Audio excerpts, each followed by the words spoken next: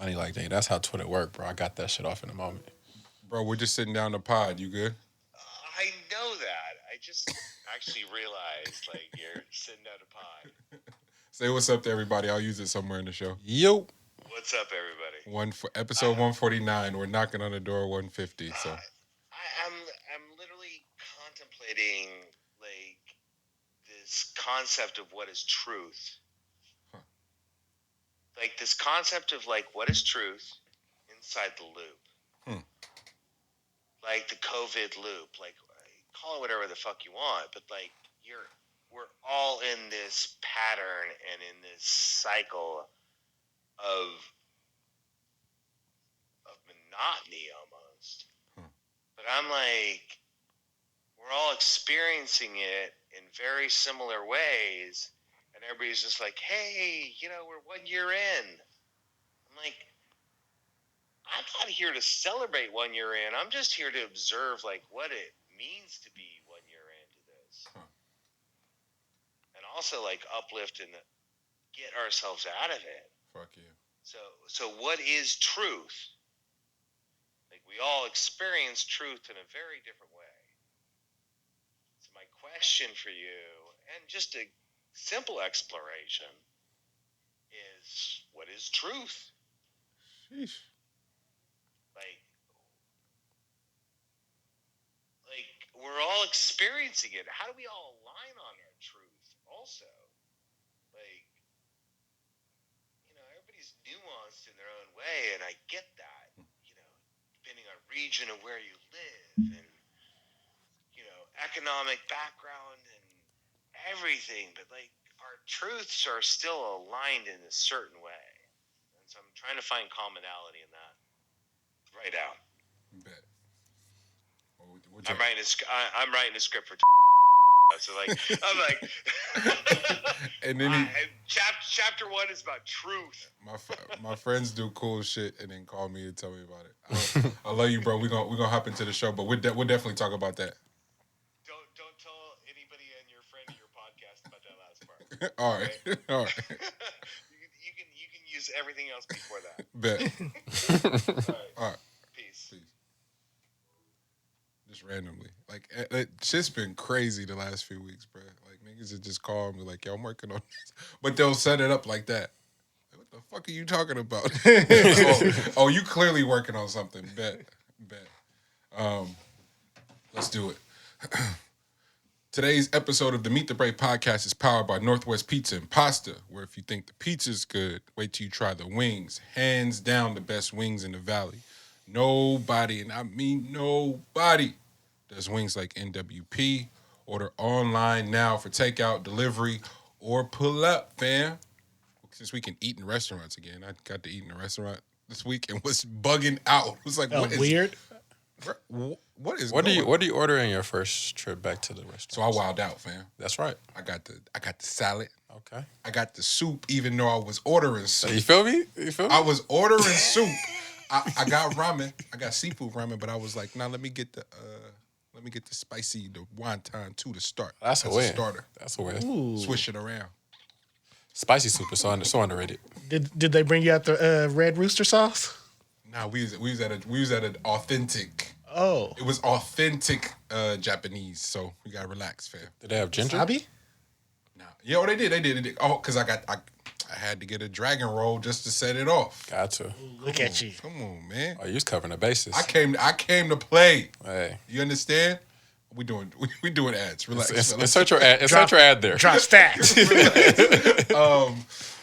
Today's episode is also powered by Uplifters, Black-owned domino company who recently did a collaboration with Grand National to release the 101s.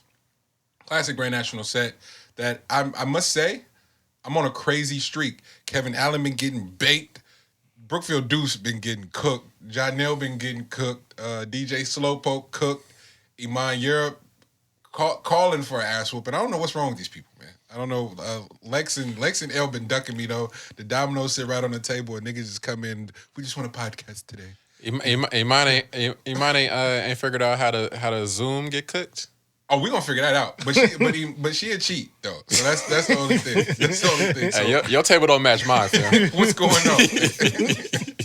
But ordered now. So no, not order now. We sell out completely on that first run. So thank you everybody who got theirs. We will be announcing a second run collaboration between Uplifters and Grand National. But you can get Uplifter sets right now. Visit uplifters.com. That's Uplifters, no vowels. Follow them on Instagram and stay tapped in. Today's podcast is also powered by the REEF Studios, Black-owned studio, downtown Oakland, that specializes in audio recording, multi-tracking, you name it, we can do it. Follow the REEF Studios on IG right now for all inquiries. Yeah. Last but not least, today's podcast is powered by Let's Bubble Productions. Our good brother Lex, fellow co-host and producer of the Meet the Brave podcast and all things visual. Be making me look good, fam. I thought it was the lighting, and I was like, oh, my man know what he doing. Because I'm looking like a sex symbol. Your man think he the sex symbol, My but nigga be exfoliating, fam. Exfoliating. Oh, man. But for all film making purposes, storytelling purposes, tap in with the best that there is. Let's Bubble Productions. That being said, let's start the show. It's the Meet the Brave podcast. I am Mani Draper. I am LG. Lex, B-U-B. Happy to be here. Brothers, what's going down? Welcome. Great days. Great days, man.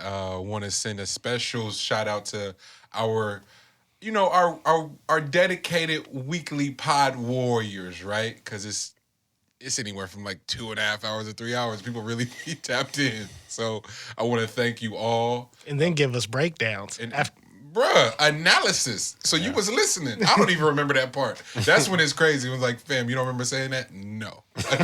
No recollection. Nah, I just got that off. But it sounded like something else. It sounded like me. No, the funniest shit is when it's somebody and they always end up listening to the pod late. Yeah. And then they text you like a week later. Like, fam. It was like, nigga, the craziest shit ever is when I open up my phone and the first text I said to says, bruh, why you talking about fucking yourself? And I'm like, wait a minute. Here, A month ago. I don't even feel that way no more. Hey, man. No, I still do. That's on the shit. Should I change? Oh, man. Some things just don't change. See, and that's why y'all got to know you're so important. So shout out to our Spotify listenership, our Apple listenership, Simplecast, Castbox, Stitcher, you name it. Thank you so much, and especially those folks that have been tapping in on the YouTube page. Remember to subscribe, hit the notifications, and send our dog Lex Bubble of Let's Bubble Productions the warmest regard for just making shit just look so easy. Again, I'm still issuing that challenge to everybody. Put somebody on, get our subscribers up, so we can do some fly shit on the YouTube channel, if you know what I'm saying. But so far, I do want to thank those people that have been putting people on there. Been people specifically going, yo, I'm here because of such and such, and that's the true meaning of network, community, and support. And with that, I hope all of our, not just our day ones, but even the people who have come on as of late and stayed tapped in with the show, receive their invites to the pull-up. So happy to be sharing that moment with you all. If you haven't, it is not too late. Please DM us your email so that you can be added to the invite list. We really want the folks that are a part of our community, right? Shout out to 510 Media, the Hope Foundation, entrepreneurs class, course. I really don't know what to call it because I feel like I got bamboozled.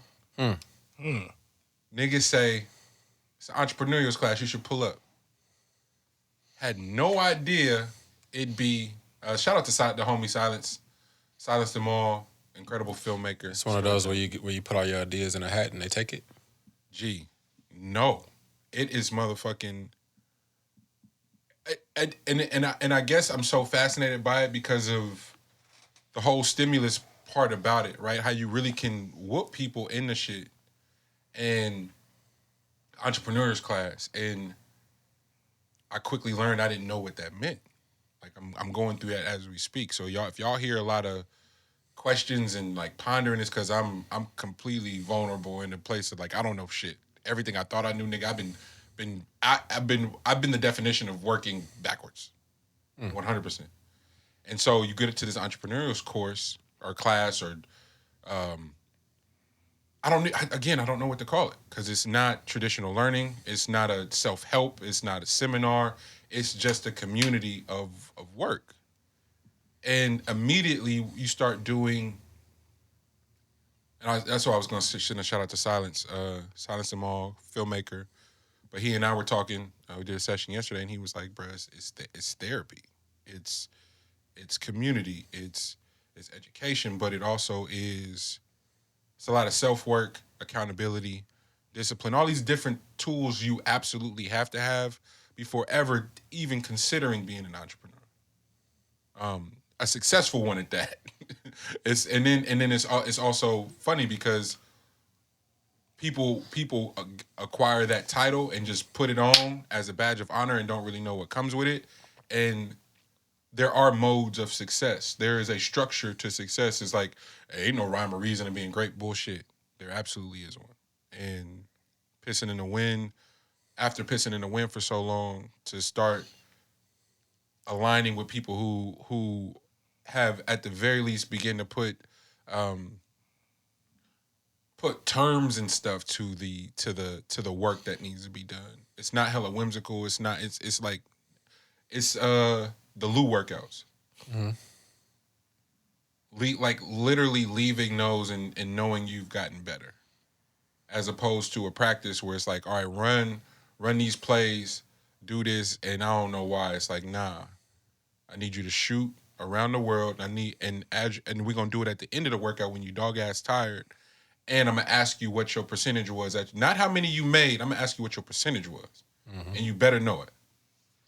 Like, nigga, but I'm tired. Oh, yeah, it's all the more reason why you need to know it, because when you're tired in the games, I need you to get to your spot where your highest percentage is. Like, holy fuck. It's a whole different approach to it in business. And for 1 second, pretending that your unprocessed trauma, your shitty habits, how you treat people, your lack of discipline, inability to remove ego, to act as if that won't have any impact on your career or passions or whatever. To act like as if those wouldn't have any impact on your life is just is complete foolishness. And so one of the main teachings has been about nurturing the community that has showed up and showed interest in what it is that you're doing, and those being the best measures of feedback. And so to the listeners and the people that tune in every week, it's like my mom, for example, Auntie, for example, like, thank y'all. Percy, for example. Percy listened to the show, don't he? Yeah. You know what I'm saying? Like, it's family, but they have context. So when you engage in feedback and go, hey, man, y'all ever think about doing this? You can truly accept that and process it because they have context and have committed to it, as opposed to where we do this thing because we've completely mistaken the internet for mass media like TV, and it's not. It's micro media. And it's a common mistake because you go, nigga, I'm on Instagram. Everybody gonna see my shit. Man, that's not how the algorithms work, dude. The people in your immediate network may not even see your shit. So you go and you can start to tell yourself this story. Oh, they sleeping on me. They say, who the fuck is they? Who is they? Nice. And it's rappers. Coin term. Gee, who is that? And I started going back to raps and listening to this, me going, they, bruh, who are these imaginary people you made up that are hating on you for one? Oh, are you that fragile you need to make up a mythical person in order to do the things that you need to do every day to be successful? If that's what you want to do, you need to make that up. And it's like, the great ones don't. And the Kobe rules and number 6 or 7 is always be working on your weakness. It's the left hand story with L. It's like, oh, yeah, we've identified the things that you do well. You comfortable in that? You get some gratification in that? You go right ahead and keep working on the things you already do well, as opposed to addressing all your flaws and your weaknesses and tightening the screws and plugging the holes. You go right ahead. And so that's what the 150th is for me. What I've sort of processed it as an attempt to say thank you to not only my co-hosts, but the people who were early investors in the idea and brainstormers of the show, Miles and Chris Santos, DJ Flow, at the Af Records. They really were instrumental in helping get the show off the ground, for example, right? The people that we know tune in every single week. Especially since you two have joined the show, there are people that I know listen don't miss it. Because if it ain't up on time, getting pressed. Oh, so y'all definitely pull up and come be in this space of like, how do we grow it to the next phase? What would you like to see? That's an okay thing to ask for the people who really been tapped in, but to put that on the gram and be, yo, what y'all think we should do? Nigga, no, you don't even listen to the show. Mm-hmm. You like the idea of it. You catch the clips. Like, that's cool. But it's people that dedicate and really, once they press play, they in it. Morg was like, yo, what y'all need for the pod? I want to be y'all first sponsor. I'll go get everything you need real quick. That was a hefty bill. Excuse me. Lucas and OG and Brian for building the studio. And it being built around functionality for the pod. It wasn't about recording artists. It was like, yo, how can the pod be more comfortable and more successful and more streamlined? And oh, Mani, I did this for the front of their house. It's this simple. OG was tweaking that shit every day trying to get the pod working, man. You know what I'm saying? So it really, yeah, it's a thank you, but it's context to the thank you as opposed to just the empty thank you. It's like, nah. This was a true passion, true vision of mine, and I couldn't have done it especially without y'all, without Poe, Morg, and then the people who listen every week and use the show as different things. My mom calls it her therapy, and like it's kind of crazy to me because we based on something we talked about the show, her and I stumble into a whole different conversation that I don't know if we would enter into otherwise, you know. So it that's what it is for me. I'm looking forward to it. And again, if you didn't receive an invite, it's only because we didn't get your email. But I think I'm certain I got everybody that has reached out so far on that list. And if you haven't, please don't take any offense to it. Just DM us or hit one of the guys personally, and I'll be sure to get that invite to you. And those that have got your invites, please be on the lookout for the updated email with the directions and the address to the location. Again, it's just to keep it private and not have it blasted all week. And hey, fam, such and such about to pull. You know how we do. Hey, man, I told us they gonna pull up, and then whoa. We got a cap, and again, it really is truly only for those who be tapped in with the show. So, that's my spiel, if you will. I'll fuck with it. What's up with my guys, man? How was y'all weeks? How about that? Let's start there before we get into the shits. Week was good. I'm doing some reorganizing.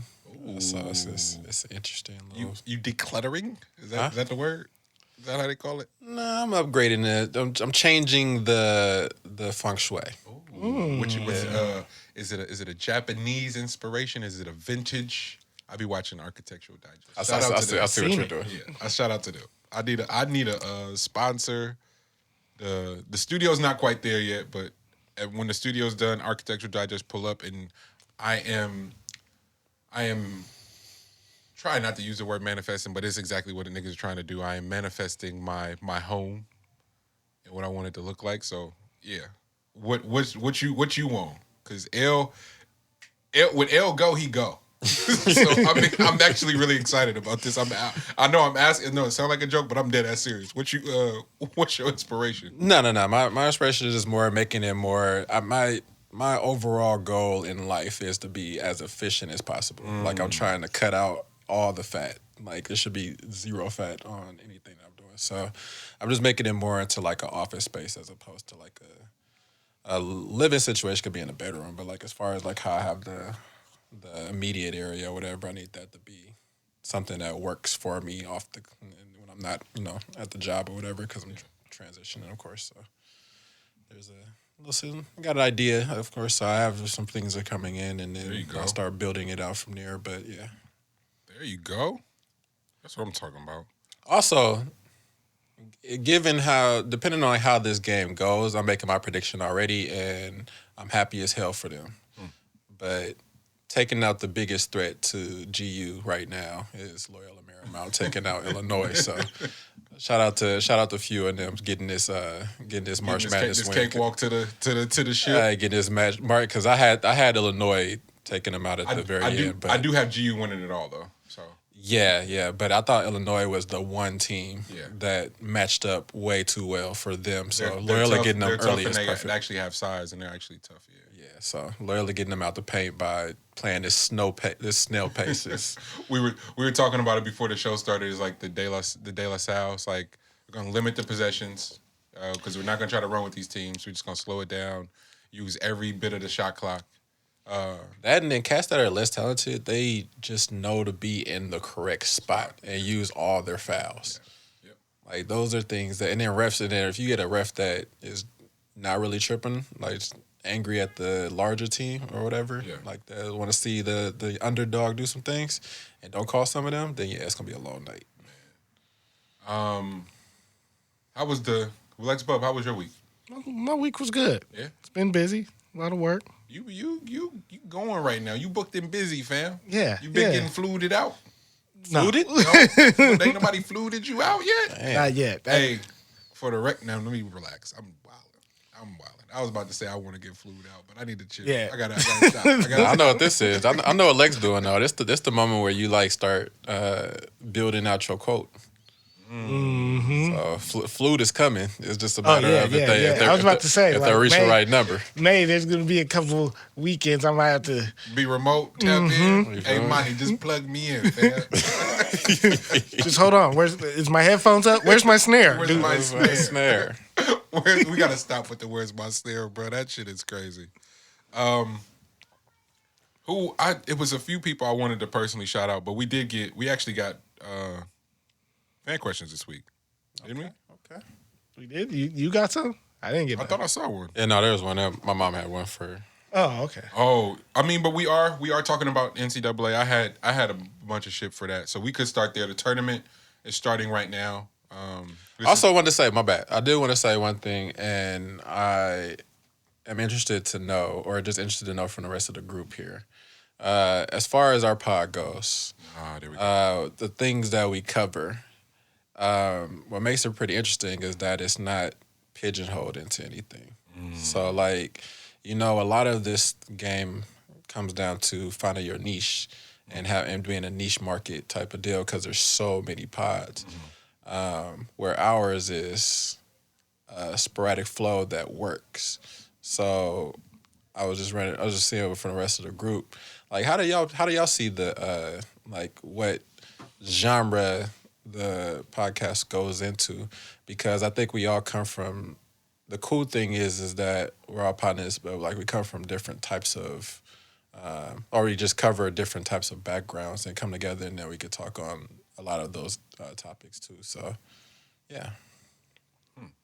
Because we would say like we'll start doing some sports, and me and Mani have an extensive like sports background, but we're not a sports pod. Definitely not a sports pod. Mani's a musician. But we're definitely not a music podcast. And somebody tried to actually say that to me last week, like that we were a music pod, and I was like, "Fam, you must not listen to the pod then." Bro, I can't tell you last time we talked about new music. Like we'll have our moments when we like really geek out something collectively, but we don't do that. We don't spend a lot of time on music, do we? Nah, we don't. Okay. Yeah, and then Lex is out here filming like crazy, filming the world, Craig. And we're all film buffs. You two take it to a whole nother level, and then you take it to a whole nother level making them. But we're definitely not well, in fairness, if we had to identify as one thing, I would probably go with film before I went with music or sports.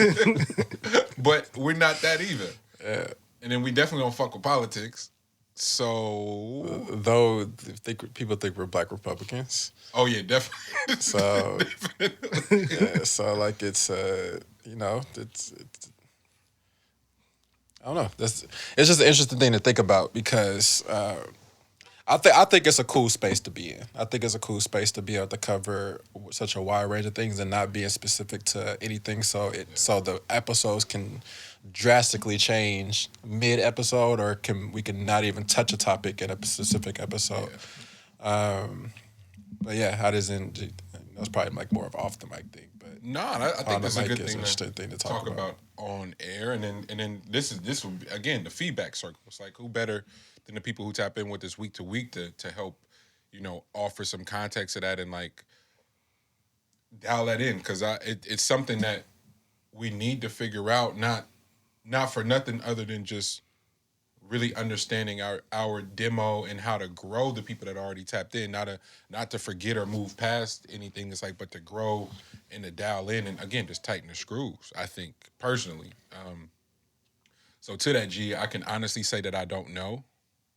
The feeling of not knowing is really uncomfortable because the learning lately in class is like figuring out what it is that you do and why. And if the why is rooted from a place of ego, then you probably need to fix it, correct it, and go study the market more. But if we get to the why and it's from a place of service, then the only reason to tighten the screws is to get better at said service. So yeah, do you got any ideas about that? I genuinely don't know. That's all. No, I genuinely don't know either. But the one thing that I do like is that we'll talk about something that the rest of the world is not talking about. Like Elle says all the time, there's certain topics that we know every single pod is going to touch on. And we'll not even touch on that topic at all. Like, not on purpose either. It's just that we done spun off into a deeper conversation that leads to something that's caught our eyes this week. Yeah. That was one thing, and then this is probably another thing for like off the mic, but it's good to have these type of therapy moments on the mic too. I know my role in this podcast. Like, yes, I provide like a good amount of perspective, but I know I do not help this pod when it comes to the amount of marketing that needs to go into this thing. Because I am a nigga. If there's a nigga that want to be as far away from the public as possible, it is this person. But that's not so much helpful in this line of things. So I just want to kind of... Is that something you think about? Huh? Is that something you think about? Just recently, just because of like the constant, me constantly paying attention to, I pay attention to a lot more pods now than I did prior. Mm-hmm. And that's just because I'm so big on like finance and like I'm paying attention to pods that has like zero to do with mainstream stuff. Exactly. But that's where I got the whole thing of the niche deal, and then also just the amount of marketing, individual marketing that goes into this whole thing or whatever. So that's kind of like the things that were like really in my face, paying attention a good amount. But unfortunately, it doesn't like make me move more. But it's something that I understand and like something I think you might come across later on. I've seen a like you did the Conversations with Nations that like I'm excited for that episode to drop. And I would like to think it's because of your role on the show. I completely disagree. Outside of like the physical marketing, again, media, the internet, G, is not mass media. So what the fuck is an Instagram repost of you going to do really in the grand scheme of things? Mm-hmm. It might help, but you don't be online like that anyway. Yeah. And it also isn't mass media, but there are people who fuck with you for other things that have tapped in with the show just like literally because it's you. Like there are people that I know that have hit me to like, nigga, how did you get LG on fucking microphone, let alone a camera? And they're fascinated by just that, and then they're like, yo, his perspective is so unique. And it validates me because I always thought that was like, this nigga's twisted. Like, it's like, somebody need to hear this because who thinks like this? And You know, so when they tap in like that, I'm like, damn, that's a very valuable dynamic to the show, if you're asking me. Fuck, there was something else. Yeah, and I figured that would go like that was my thing from the beginning. Was just like I think that would go a further way, a longer way. Just having the product be great. Great. You know what I mean? Like and then seeing like where it goes from there. Yeah. If there's anything that's even there, you know. And you don't know these things going in. Man. You just do it and you enjoy it, and then like it starts to turn into its own thing, and then kind of build it from there. So it's more grassroots than anything. But that was just something I just wanted to, you know, kind of over a bit, just because I figure the way that this thing is going to work out with us is that when it catches on, it's going to be like wildfire. But in the meantime, consistency is going to get us through everything. Like all the rest of this other shit is going to play its way out by us continuing to be the voices that we have been. You know what I mean? And being in different rooms and communicating with a bunch of different people and not swaying when it comes to that, then I think that that's going to go a longer way than just like fast tracking something. You know what I'm saying? Nah, absolutely. A commitment to the long game. One thing I am really, really proud of is the conversations in and around transformation being documented, right? So, shit, some of the views or comments that shit made a year ago, I'm not even certain how much of that is still in play. You know, like if we went back and revisited, be like, nigga, I said that. I do not feel like that no more. You know, but yeah, y'all didn't caught my whole transition, as far as the tail end of transition, but y'all caught a good amount of it. So I'm wondering if folks can hear the difference in just my voice and just how I speak or whatever. I feel like they can a little bit. I do. I really feel like they can. And that in itself is really, really rich to me personally. And what also is extremely rich is Lex coming back and it solely being a listener's idea. Like it's like, yo, fam, it's special. I told her this week. I was like, yo, that Lex, the addition of Lex, the evolution of Lex, and the dynamic he's brought into the show is totally Special's idea. She's like, yo, fam, it would be nice if I could hear what Lex is saying. Like, oh, duh. Because it was like a few weeks in a row where it's like, yo, Lex, what you think? This nigga didn't have a microphone. He was like, yeah, fam, be nice. I think it was Special and Morgan said that. Shout out to Special and Morgan. Yeah, and then you getting on there and being such an essential piece, and like you never know what's what and what's missing until it's there, and you like, bro, why did this upscale so much so quickly? Why is this so dynamic immediately? And to L's point, I believe that too. And with the amount of content and the hours of it, y'all see it. Like it ain't no hiding it. Like some of the video, some of the long form episodes got 5 views on them, 7 views, and you're like, yo, y'all, are you or Mani? Are you embarrassed by that? And like, yeah, at one point I was, and then one of my mentors called me and was like, yo, thanks for putting it on YouTube, man. And so I know him specifically as one of those views every week. And he goes, nah, this shit helps me. I'm like, wait, what? One of my OGs? Somebody that gave me the game, you like that one person is 1 million views to me. And it sounds hunky-dory and whimsical, and it's like, nah, fam, like that's it. Because if he getting something, it's a bunch of real niggas like that exist in the world that we know for a fact are real. So yeah, I have slowly, G, come around to the concept of you're not supposed to be for everybody. Everybody isn't supposed to get it. And I didn't start there. I wanted the followers and the claims and the likes, like the next rapper. a slave to that shit. So much so my happiness was attached to it. My personal value was attached to it. The dynamics of my relationships were attached to it. And then you looking around blaming everybody else, and nigga, it's you.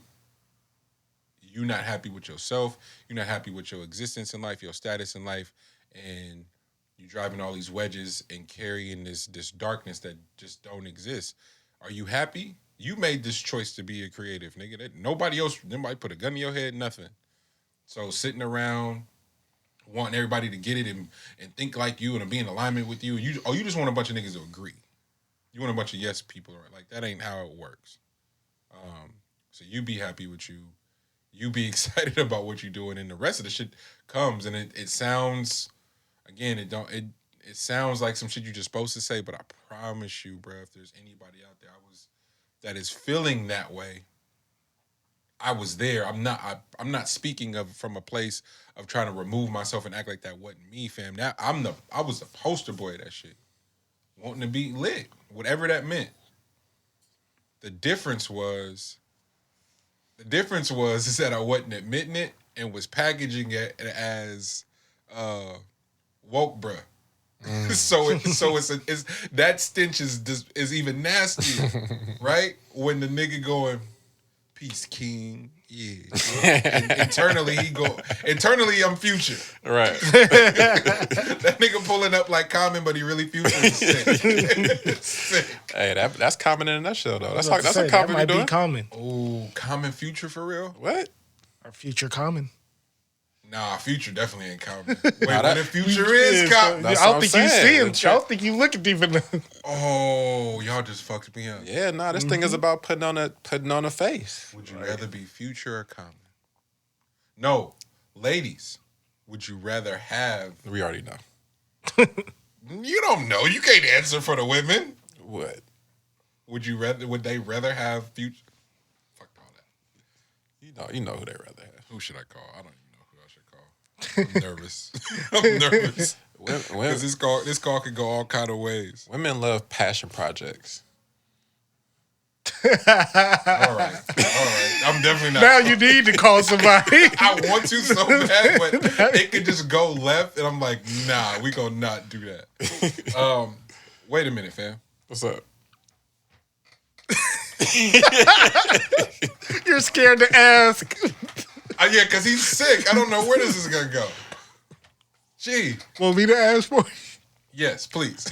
Please. Take it away. I know that was a generalization, ladies. Don't take it personal, but Nah, don't clean it up now. No. Own that, King. I do own it. This is early on. This is leading up to the point. Women love, what'd you say? Passion projects. Yes. Like you believe that you can fix a future. Like you can take a future and turn them into a Russell Wilson. Thinking you can turn Future into Russell Wilson is sick, though. That's a belief point. When really Future is who he is.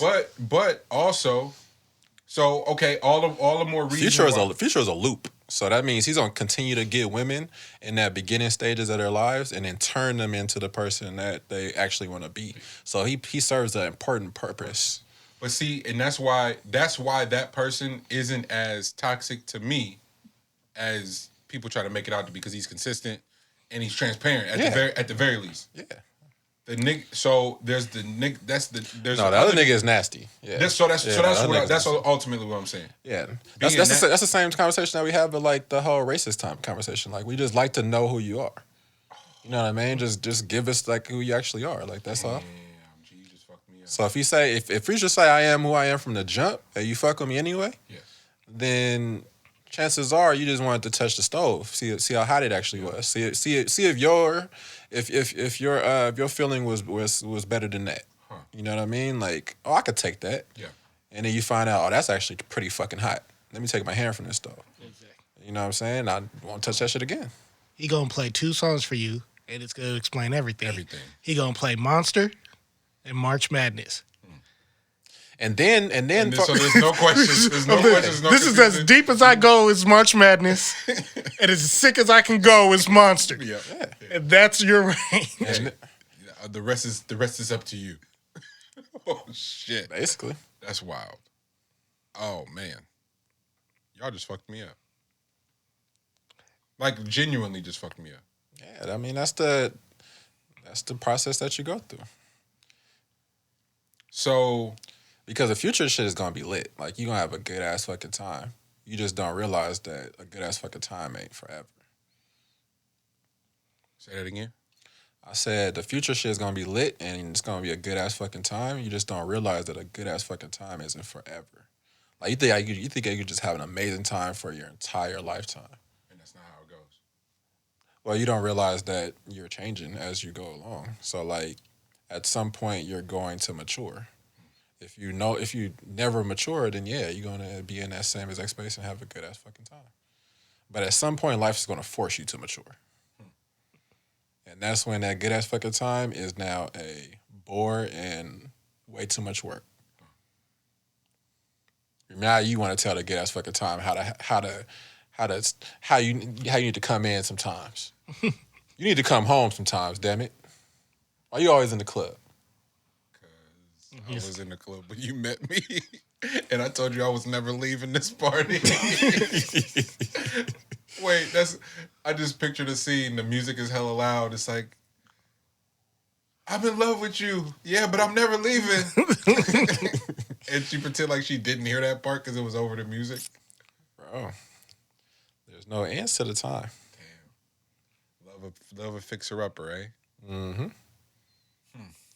Little past to unpack there. You guys just completely derailed my whole mojo for the show. Little passion project, little rehab. Real quick, the thing I want to say about the pod and me joining the pod. Yeah. Like, I was always the person that played in the back.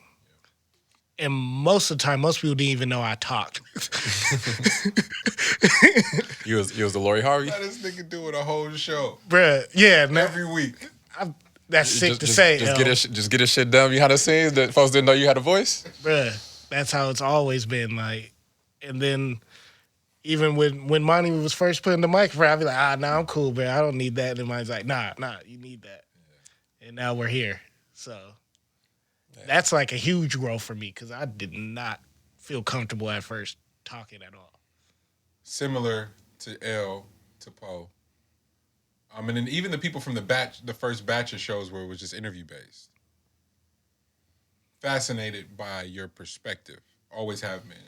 Your perspective and your ability to go, hey man, this is what I love. Like when I met you, maybe you had just finished the first short film y'all did. Maybe you had just finished that or were in the process of finishing it. And you showed me, it was a zombie one. Oh, yeah. And you showed it to me, and I was like, wait, you did that? You acted in it, you wrote it, you helped film. I'm like, wait, you could do that? You're like, yeah. And so then we start planning to shoot this video, and Lex would drive all the way out I was working at KC, shout out Pat. Lex would come, and I got a break every 2 hours or some shit like that. So I get a 15-minute break. So we sit down. And storyboard it. Lex was like, hey, don't you make fun of me, nigga. I can't draw for real. I was like, nigga, neither can I. And we proceeded to storyboard out this video. And what we meet up 2 or 3 times maybe before we ever shot, I think. Yeah. And I was like, oh, this is what production is. This is what pre-production is. And you just get in context, and then that video just so happened to be global. And it was the first video that organically it just did different numbers than everything else that I dropped. It'd be like 200 views, maybe 100 views, 75. Like it was like wasn't nobody checking for nothing. And then we put global out, and then you called me like, bruh, you seen the numbers on this shit? And I was like, no, because nothing had ever done numbers before. And I checked it, I was like, dang, this is like because the care, the story, like everything was there. You know, I just remember being real proud of that, but also fascinated by your dedication to just seeing through the process. And it's like, God damn, like we could do that with everything. And same with the like developing the show. It's like, yo, bro, I figured this out. What if we should try this? And it's like, damn, you can keep tweaking and keep dialing in, and and you go and people keep saying, the thing is you only get to make a first impression once. Yeah, but ain't nobody really checking for you yet. And so a lot of people quit after that stimulant of gratification isn't met on that first one, like that, when it ain't that high and it's a letdown and it's a perceived failure. It's 1 million businesses started every year. Within that first year, is it 80% of them? I have that specific number somewhere. But I believe it's like 60 to 80% of them don't make it. And then it's like in that first 1 to 5 years, another 80% of them don't make it. But it's like, don't fret. Like, don't celebrate then, because if you made it in the first 5 years, guess what? Guess how many? Yeah, it keeps going. It just keeps going. But there is I can tell you exactly what that number is. And I just want to say it because it was part of the learning, and why 150 is so important.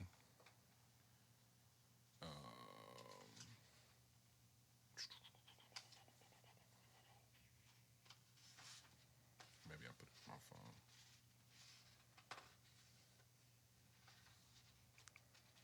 I got a battle rap in here. I should reach you. Oh shit! I shoot you in your chest. I wet you. Look like you got domino games in the front. Nah, it's domino games. It's notes. It's my music theory notes in here. It's hella shit in there. It's the. I was about to say, those are some of your classic wins. You rewrote the score in the book. had to carry it with you. That's funny. The grill. Okay, here we go. 1 million businesses started a year. 40% will be out in that first year. 80% in 5 years. 1 million businesses started a year. 40% will be out in the first year. 80% in the first 5 years. After 5 years, the ones that the 20% left over that make it to the 5 years, 80% of that 20 will be done in the next 5. Damn. Did that make sense? Yeah. Okay. Okay. And I'm just fascinated by that, because there's all kinds of variables as to and rhyme or reason as to what that's to, but those are the numbers. And so when I first found that statistic about the percentage of podcasts that don't make it to episode 20, I'm like, holy shit. Okay. So now being at 150 really feel like something, Yeah. and just, so that's my rant and my ramble for that. And again, the thank yous are in order. We're here though. For sure. Where you want to start? You got it, Lex Bub. Produce us. What you got? Damn. I don't know how you do this so well, Mani. I must have years of practice. Just jump around. That's what I'm about to do. Let's start with Ye. Ooh. Ye tried to Donald, and Forbes wasn't having it. Yeah, man. Shout out to Ye and his team. Cook the books, cause who cares, right? Yeah.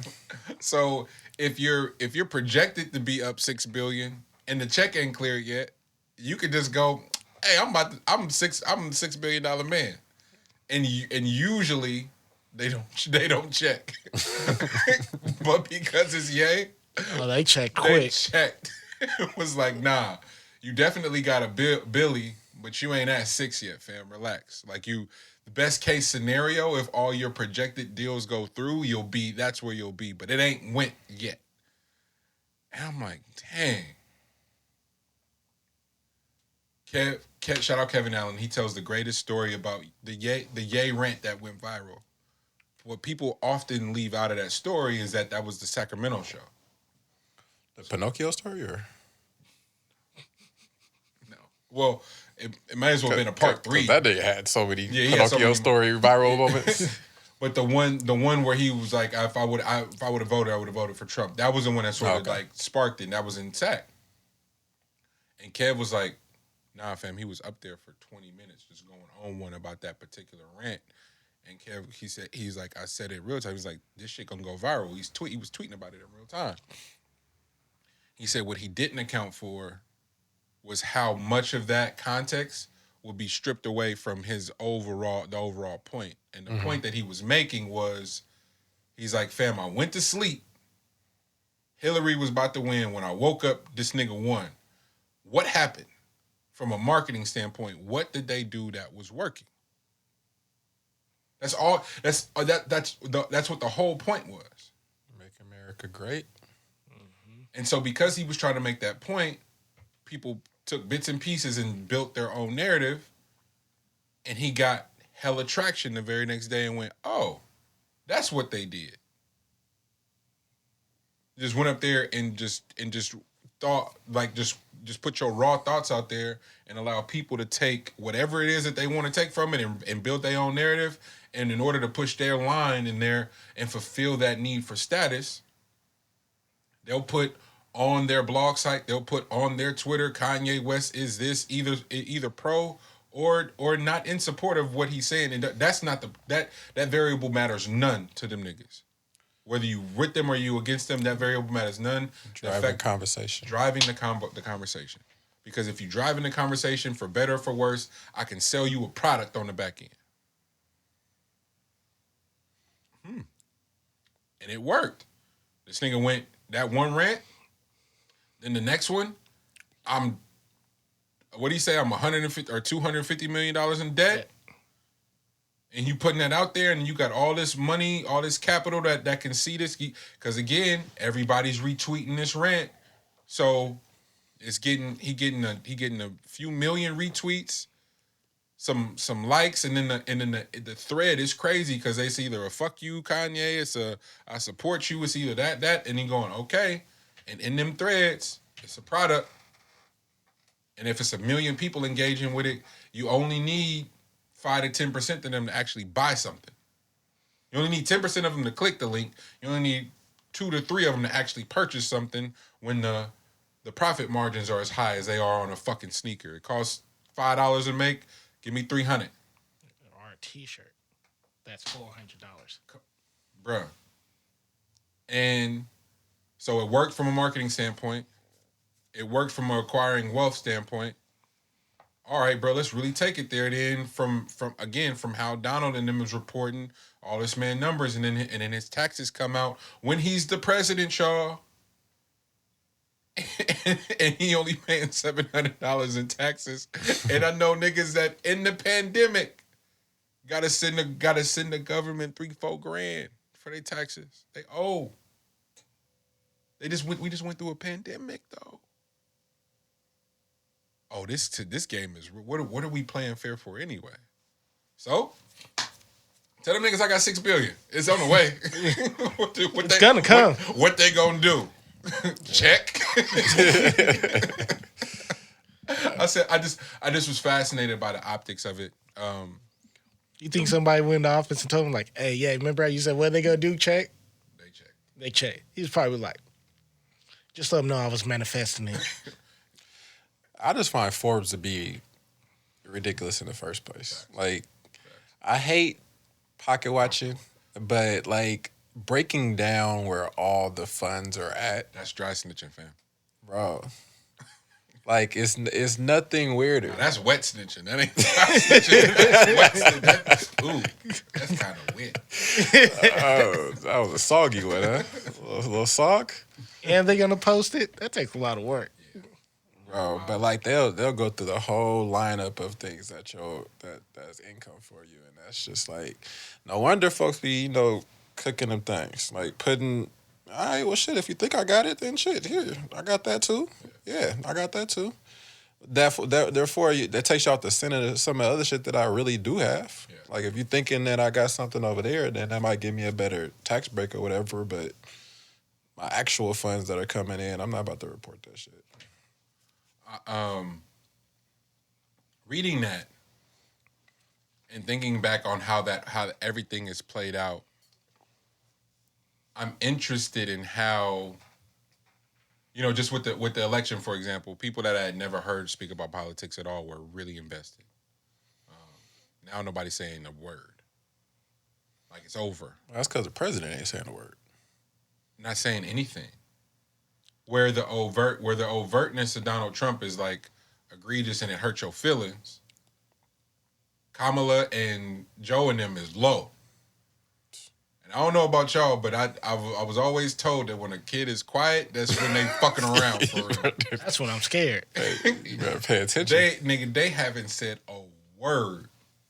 And slowly but surely, CDC, COVID mandates and regulations is shifting. The world is slowly opening. Stimmies is doing this, and I'm like, okay. But back to the racism and the future versus fucking common is do it, women. Do whatever you want, fam. Just don't embarrass me. Don't let it get back to me. Okay. All right.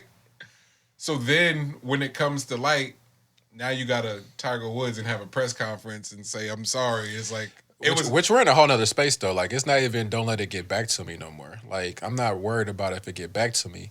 Don't let it get out to the public, so therefore the public gets to me. Yeah. You know what I mean? It can get back to me. Internally, if only I know we good. Yeah, I also want the public to talk about if it's going to be in my comments and I can't do the relationship goal post no more, I'm pissed.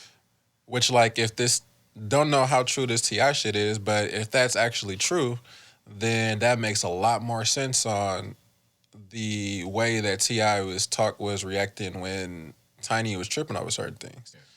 It's like, fam, you know what we be doing for real. So, like, this ain't no. Yeah, why you wildin'? Yeah, why you wildin' off a little touch on the leg when when we got bitches strapped in the basement. We got real business going on. Whoa, that's a long leap, Tip. It's like we didn't even give him grits this morning. And you tripping? Come on. You know what we do for real, huh? Oh man, Lex, bud, this on you. You running the show, man. I'm running it today. Yeah, this feels good. This feels good. Yeah, it's like a rapid fire production deal, man. It's random. All right. Are you prepared? Is he? The answer is no. I'm not at all. Is he? L. What's up? Robert Long had a bad day? Yeah, man. It's the way that the media just presents things, man.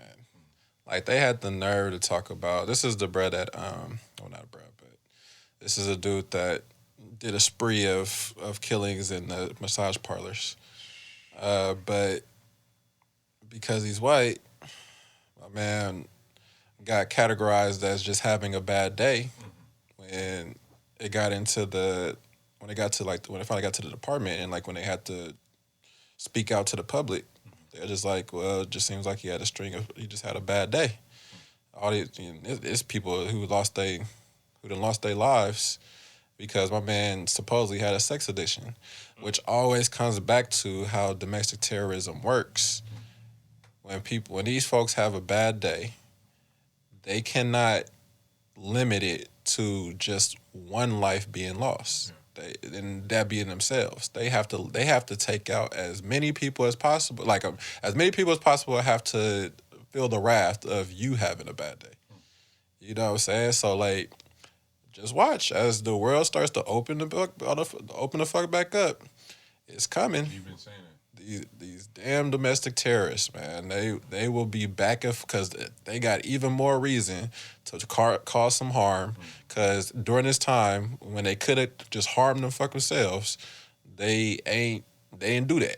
So they just building up a whole track record of like the whole like list of shit that they want to get accomplished.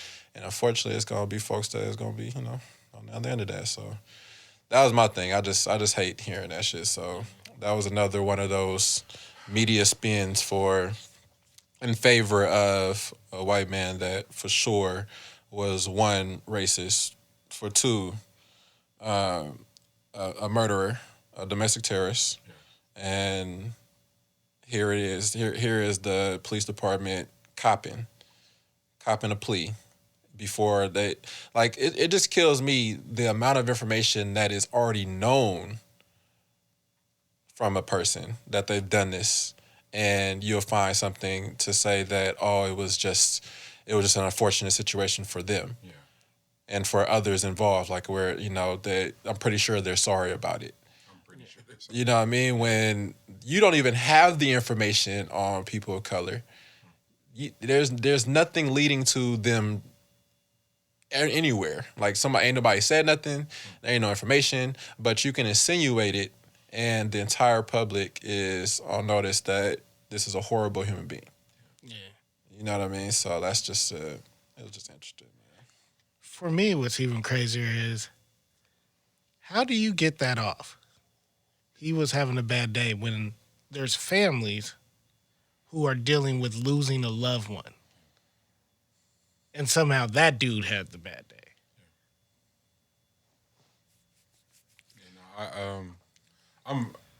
This is exactly why I appreciate y'all, because I didn't necessarily know how to address the anger, because there's dimensions to it.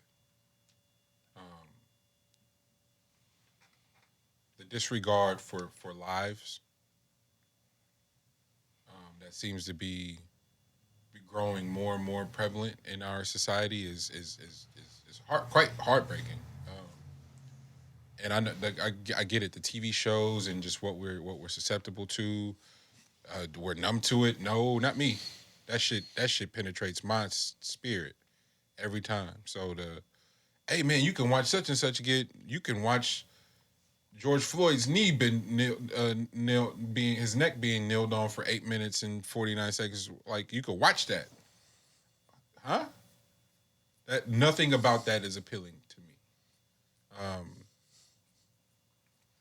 People in general, like that's not as simple as just a black bodies. That is people in general being harmed, being normalized on camera. That is terrible. So then that's one dimension of it. To G's point, how it was worded in the headlines is absolutely infuriating. And then how that is then leveraged to start a civil cyber war, if you will, between two minority groups.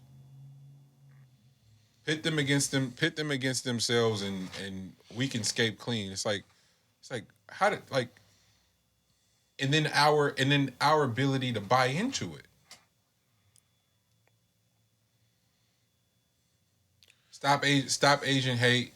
Why it's got to be about why black people sent to save the lives. Everybody shut up. And I did not want to come here and say that, but it's killing me. This happens every time. We can completely remove what the focus is and make it about some trivial shit. Like the semantic. We arguing semantics and people are being murdered and attacked. I don't give a fuck if you black, blue, or green, nigga. If you are attacking elderly people, if you attacking anybody, you're a sicko. But if you attacking elderly people, nigga, for pennies, you're scum of the earth. I don't give a fuck what you identify as. I don't care how fucked up your circumstances are or whatever. I'm not doing none of that shit. That is sickening. And then to turn around and make false equivalents when you're not informed and go black versus this, Asian versus this, you're a fucking sicko.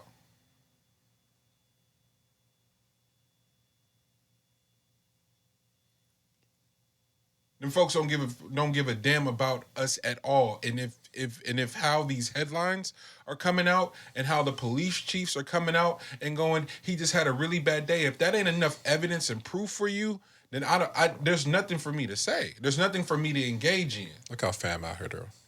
This is beautiful. This is absolutely beautiful.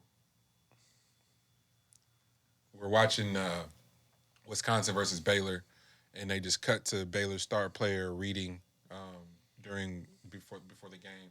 The Inner Game of Tennis. I forget who that book is by, but it's on somebody's reading list just from a mental standpoint.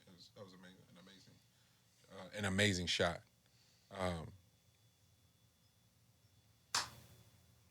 And my hesitation in and around speaking on it was entering into a trivial, frivolous dialogue when all that matters is that everyday people doing everyday things, trying to take care of their families, trying to provide for themselves, trying to survive, are being preyed on by sick fucks. I don't care what you are. That's where I'm at with it. How we my bad, G. Go ahead. Oh no, you good. You good. Was how we have a conversation about anything else outside of that, and how we make anybody, how we demonize anybody who was brave enough to stand up and stand in solidarity with our Asian brothers and sisters is absolutely ridiculous. And then on the flip side, those who make false equivalence between experiences and fucked up history, what is your real agenda? Like it feels like everybody's being exposed again for just being extremely selfish. Don't hit hard enough for me. Like I wish it was as simple as that, but it's deeper and sicker than that. Because it's all like, well, why y'all didn't say nothing when this happened? No, bro, what are we doing? It feels so counterproductive, and perhaps I'm ignorant in what I'm saying, and if so, somebody please check me. I'm here for it because I don't want this to come. I don't want this to be confused and mistaken as anything other than I'm of course I'm riding with my Asian brothers and sisters, nigga. What's up? I hope it sound like that.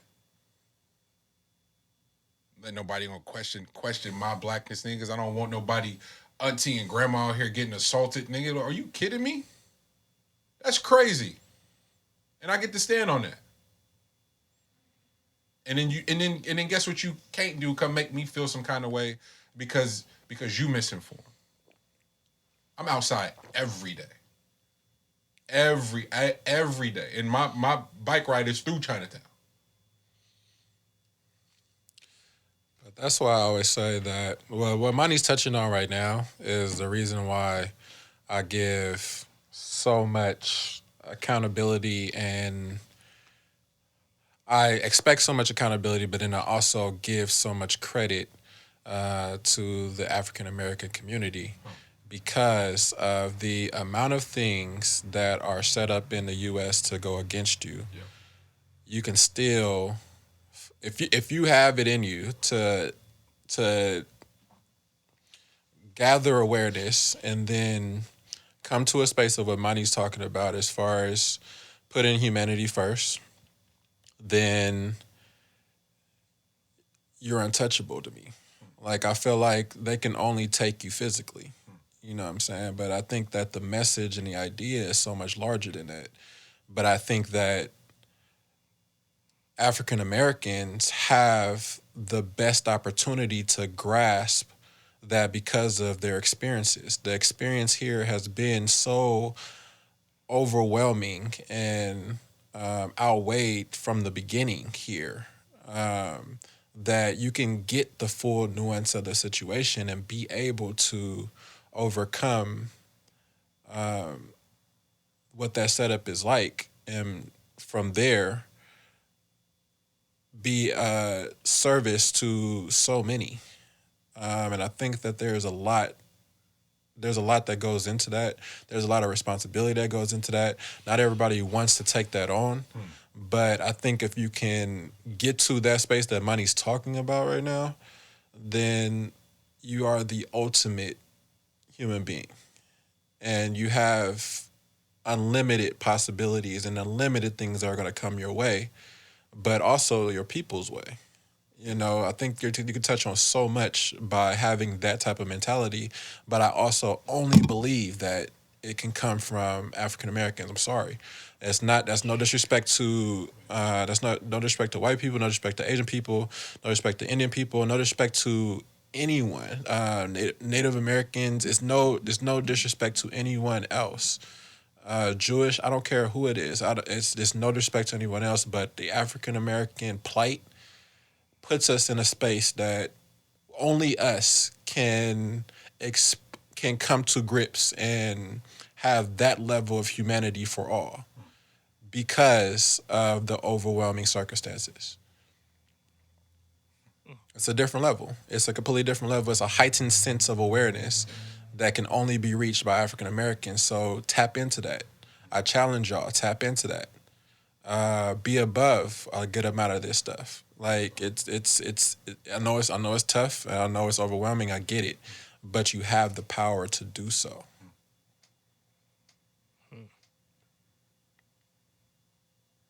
I know it sucks that you always got to be all powerful.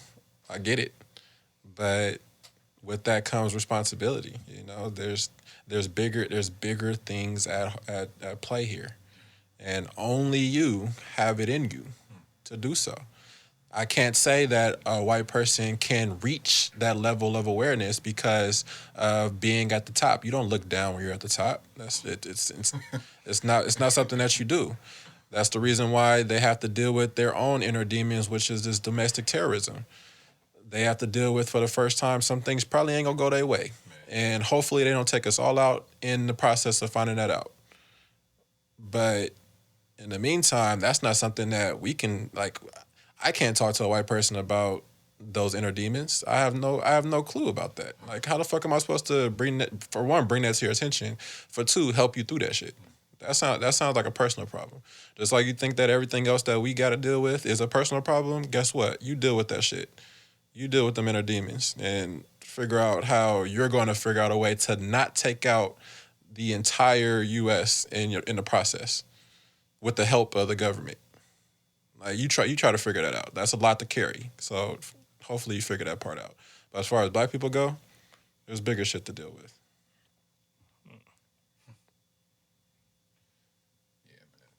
Yeah, man. Because the. No, I'm not doing that. Not today. I just don't.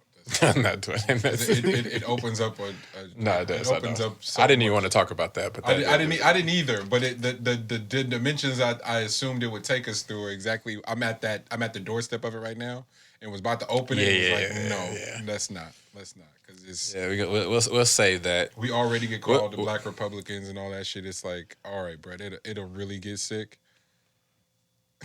Yeah, nah. Like, so what we got next, man? Come on, get me out of here. Get me out of here. I'm tripping. I'm bugging. I mean, I'm all for getting canceled, but like, it's a. Can we take it there? Okay. It's a matter of just like some things do just got to be said, you know, and we just got to deal with it as they come. But get me out of here. Get me out of here. Yeah, I feel you. Because I feel so. No, that's a whole topic in itself. We didn't have that on the slate, but that's a whole, like, you can unpack that. You can unpack that in a 2-hour talk. Like that's a shit ton of things to unpack. But I would love to have like a sit down with multiple races to hash out that conversation. Yeah. You know what I'm saying? And like just have it all be on the table and have everybody have their personal things that come to play in that. Before we get to a multi-race, multicultural episode, I want to have one with just some black folks in here about my sentiments towards completely Black Lives Matter and everything in that realm too. Completely. Like that's the door. Like the Stop Asian Hate and everybody else's. Everybody else's, because that's how it's framed, because that's how hashtags work, y'all. Now that's y'all problem. See what I'm saying? See how nasty that feel? As opposed to, so when you ask, like, when all my white friends and all friends that identified as anything other than black were like, yo, how can I be there for you? Fam, are you kidding me? This don't upset you by yourself? What I need you to help me with? That wasn't my neck being knelt on. I get to wake up and breathe today. I'm fine. What you mean? I'm here for you. Them videos of them Asian elderly Asian women being attacked, bro. That saddened me and made me sick to my stomach.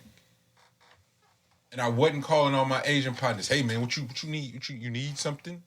I'm here for you. I'm hurting for you. What? Please tell me I'm not crazy, yo. It's something about that just makes you go, what are we doing? Yeah. Black Lives Matter. So now white people be so hesitant in and around that conversation. What the fuck does that mean? See, stop. Get me on another topic, Lex. God damn it.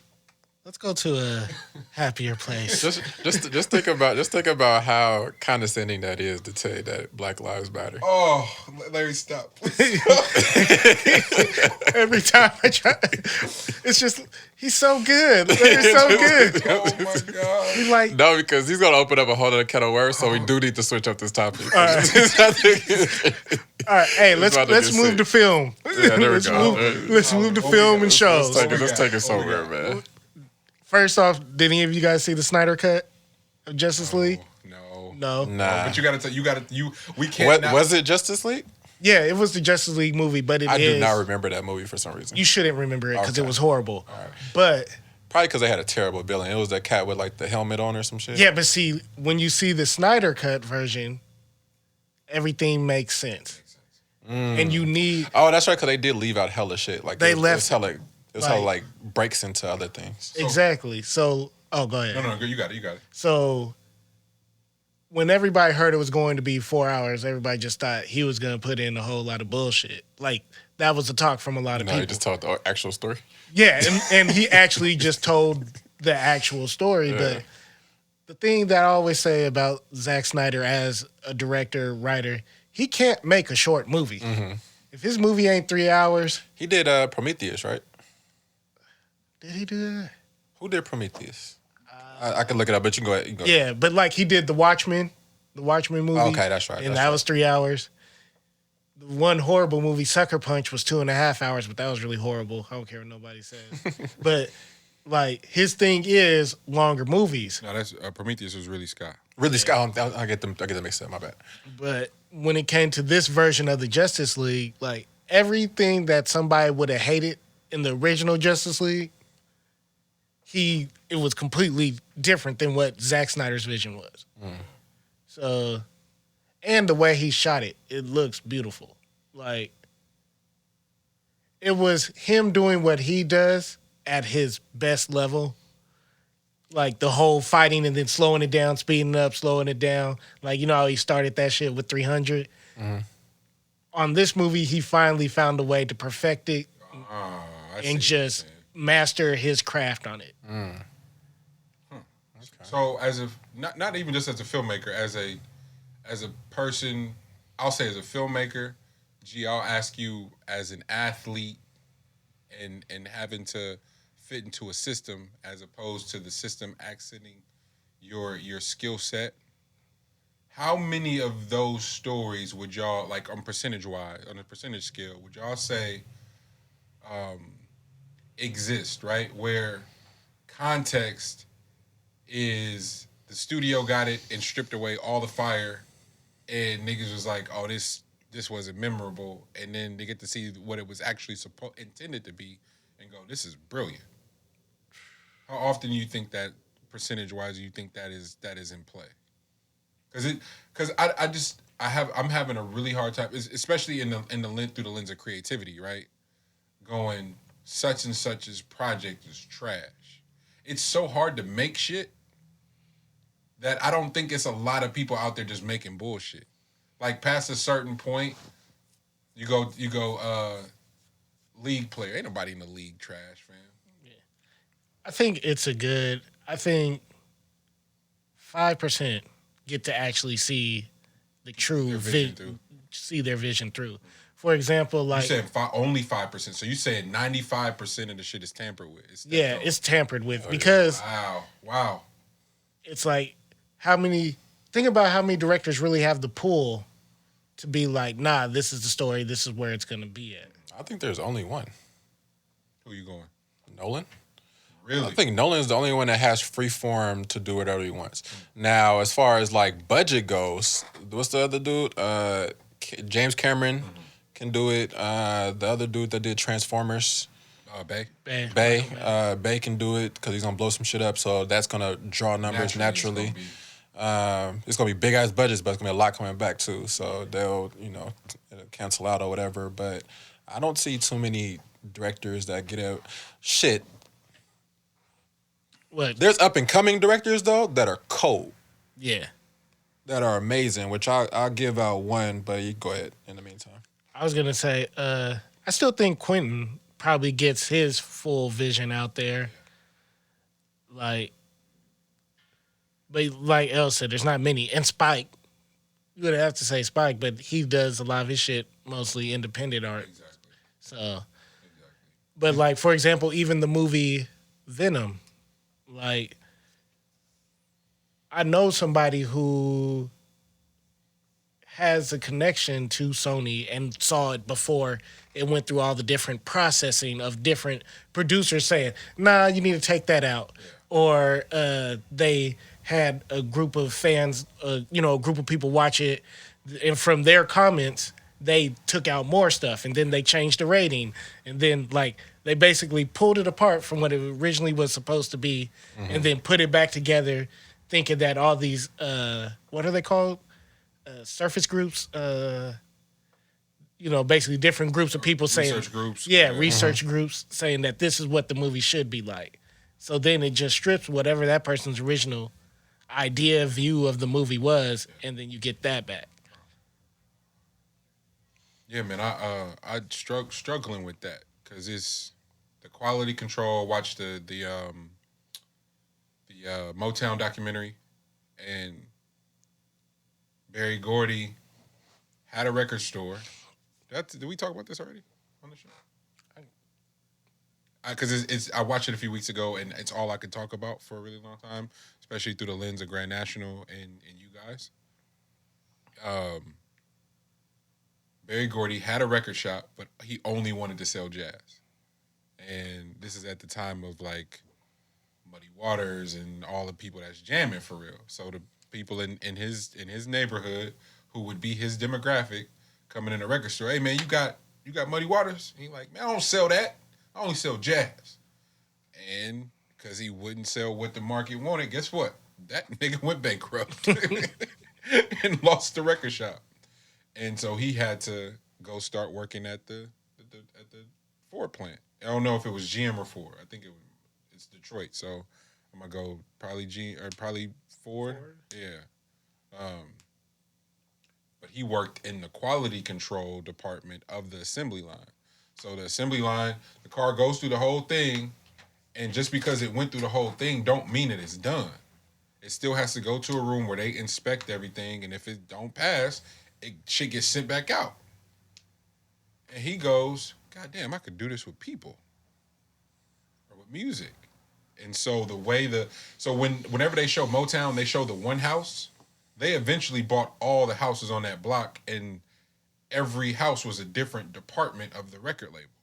Damn. It's artist development. It's the assembly line with people. And they had a quality control meeting once every Monday or whatever they said the day was where the entertainment lawyer, because he's not biased to anything, he going based off the deals that they've been working. So he got a completely different perspective on why this song is a hit and why it isn't. His sister is got the artists going through etiquette classes so they know how to dress and talk and what the salad fork is. And it's like, man, fam, why is that important to artist development? Because shit, we might have to close a deal on some real bread, and they can't have you in here looking crazy. All right, bet. You need to learn how to engineer the studio. I know, Marvin Gaye, I know you a dope songwriter, but fam, give me them songs because you're not ready. We're going to get them to Smokey, and you're going to learn, you're going to get developed for real until you ready. Your songs is ready, but you not. Whoa. That's incredible. When you get to and it's all deriving from a place of just like the art being first. But when you get into the studios and they going, you should do this, take this away, where's that deriving from? Because it's compromising the art anymore. It's no longer. That's not what Barry Gordian was doing. This feels different. Where somebody's turning in a 4-hour movie and you going, nah, people ain't watching that. Take 2 hours away, and then we got box office potential, and then it comes out and everybody's like, this is shit. Now it's the director's fault. Now he can't get approved for another budget because y'all stripped away what probably would have worked off of what you think the system. I don't know. I wanted to ask y'all that just as contributors.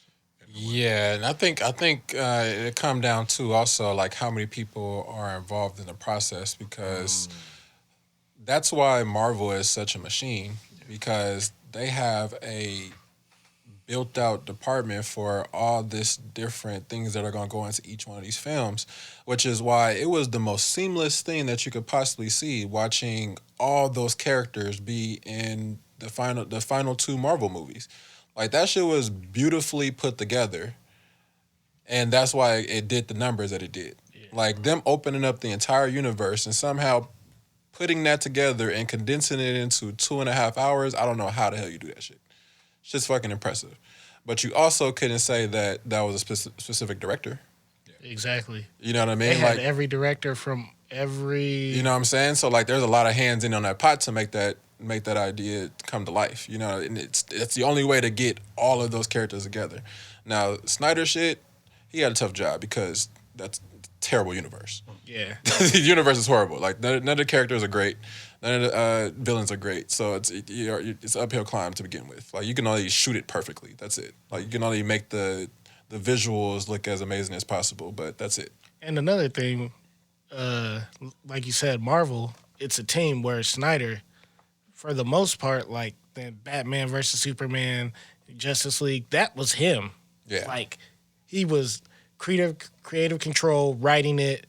Like, he was putting on all those different hats. Which is a hell of a challenge to take on, but it's not the one for superhero film. No. Like, not a multi-layered superhero film. Like, it's something that you will need a team for, just because of... It's too much going on. Like, it's way too much going on to try to... and then also try to figure out how to condense that into something that's viewable to make some money.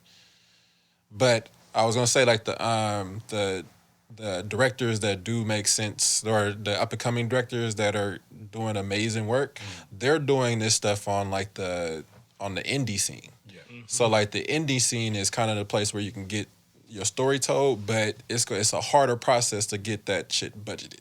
Yeah. Like, it's fucking pulling teeth trying to get that shit to hit.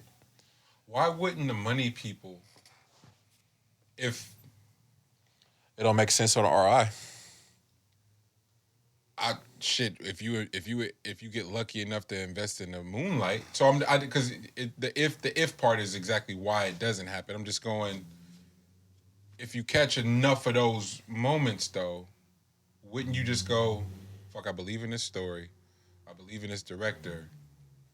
I don't know, but also, if Moonlight has an unlimited budget, is it as good as it is? Are creatives incentive to go, hey, we got the budget now the shit gonna be weak? Like, I don't know if people work like that. I mean, also, people with the pockets too, they are more about, like, proven models. Like, they're not big on, like, let's try some shit. So a lot of times, anything that's gonna be original content ain't about to get budgeted. Like, good luck with that shit. We're trying to get, how many times can we make Fast and the Furious, fam? Yeah. Because we know that shit is gonna, we know how much we getting back from that. So I'm gonna pump. What number we on? What? 9? I don't know how. You're not even exaggerating. It's really number 9. Yeah. What number did y'all bow out at? What was the last one you seen? Probably when Brud passed. 1 or 2. I was out. You seen seen Tokyo Drift. Ain't Tokyo Drift number 3? I missed Tokyo Drift. Yeah, see, so then I was out at 2, and then I ended up watching... Bouncing back because of The Rock, just because of The Rock? Yeah, I was about to say I saw Hobbs shot. Yeah, last one I saw was probably The Rock. I did not see it. Hobbs and Shaw? Yeah. You're a sicko. Yeah, you are. You're sick. You are. But the craziest thing was, I was in a meeting once, and the dude that was in control of the money, his exact words was, "I'm not a creator. I'm just a person that wants to flip his money. So if you tell me to read this script, I can't imagine none of this shit in my head. So you need to explain to me how that It's gonna translate. Yeah. So you basically gotta come in here and break this shit down in layman terms, as if I have never seen a film before, and make it out into a way that makes sense to me before I even pass $1 to you. Before I even pay for this meal. Not gonna be able to do it. And folks gotta do that like 400 times. Not gonna be able to before do they it. see something, like before they see anything come in for this vision they have. By then, bro, I am tired of this script, fam. You gonna keep going? You got it. Nah, you got it. You segue king. This is gonna be abrupt and ridiculous. But are y'all ready for the? You know how they had the Summer of Love? What year was that? 70 something. Are y'all ready for the Summer of Breakups? Quavo and Sweetie started it off, man. Big business. Making a diss track about your exes. I'm sorry. And especially if it's not gonna be full out toxic, you can't play with that one. You got to just fully go there. Like you got to make an anthem, and it better be a smash too. And it better not be something that folks already know. I didn't think about that. 'Cause it's gonna be some shit like. You need to spill the tea, kid. Nah, not even spill the tea. It's just like it's gonna be some shit that is played already. Like, she's a gold digger. Yeah, no. All right, fam. You gotta be All like right, Future. fam. So my nigga, bro. No, that's what I'm saying. If you gonna go there, you gotta really go there. If not, bro, don't play with it. Don't half step with it, cause then I'm gonna be mad. My nigga, just say that you was tricking. That's it. Just say that you timed out on your tricking. Like we hit a pandemic and I wasn't forking out no more money, and she wasn't trying to hear that. So this is what happened. So just put it out like that. I do. You know it's one of the, my bad. You know it's one of the arguments where like, my nigga, you can't pay for this. I don't. Well, maybe that's the root, but I'm going. I'm talking about him. Him being like, my nigga, how many times am I gonna be paying for? Like you don't want to pay for something? You know when you get fed up. He said, To say fam is crazy. like, fam, it's just a box of cereal. You don't got that? Fam, like something. Do you want to pay for something in here? Like, why you got all your bread and I'm paying for all the shit over here? Nah, but go ahead. I mean, I'm going City Girls, Sweetie now. Jasmine Sullivan had already came through. She said she got a clip ready, but she happy in her situation, so she may not be able to contribute to the. She can still contribute. She's gonna tell other people's so stories. that's the sick part. You could be, because it's not the sick part. Because rap niggas have done it forever.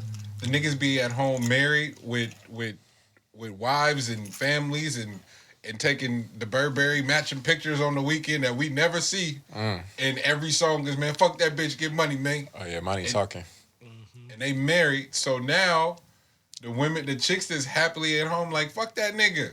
But they nigga they got a good nigga though. Exactly. They waking up in the morning making shrimp and eggs. That's it.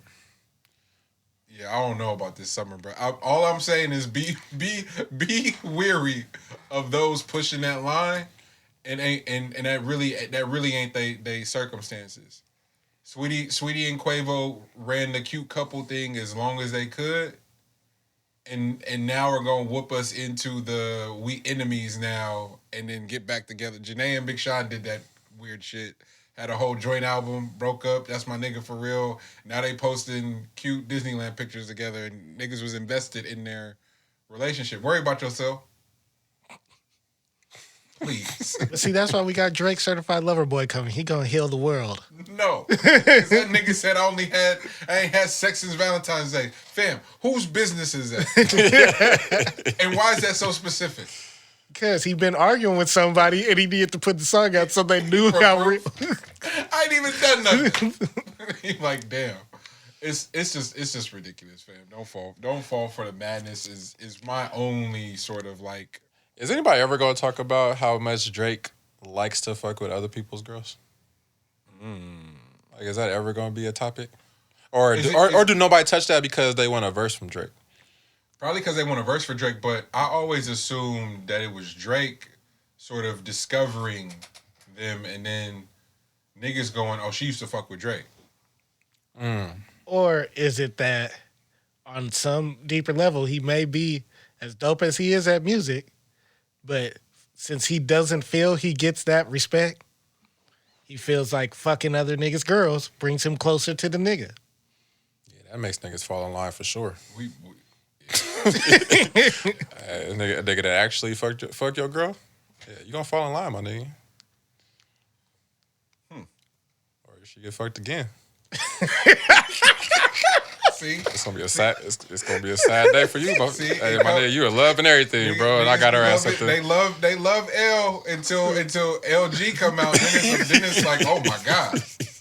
Then it's like, oh my goodness. The best part you said, and then they get fucked again. They get fucked again, bro. Run it back? Hey, my nigga. Old sure principle, they had to run it back. You wasn't trying to fall in line, fam. You still trying me, I bet.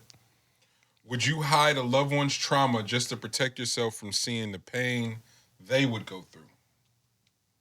You got to offer some context on that. Man, it's from the show me and Elle were talking about The Servant.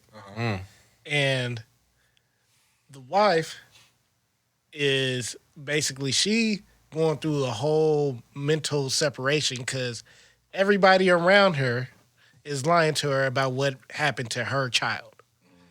So she hasn't come to the grips of. You mean literally hide some shit from? Yeah, like literally hiding it from her.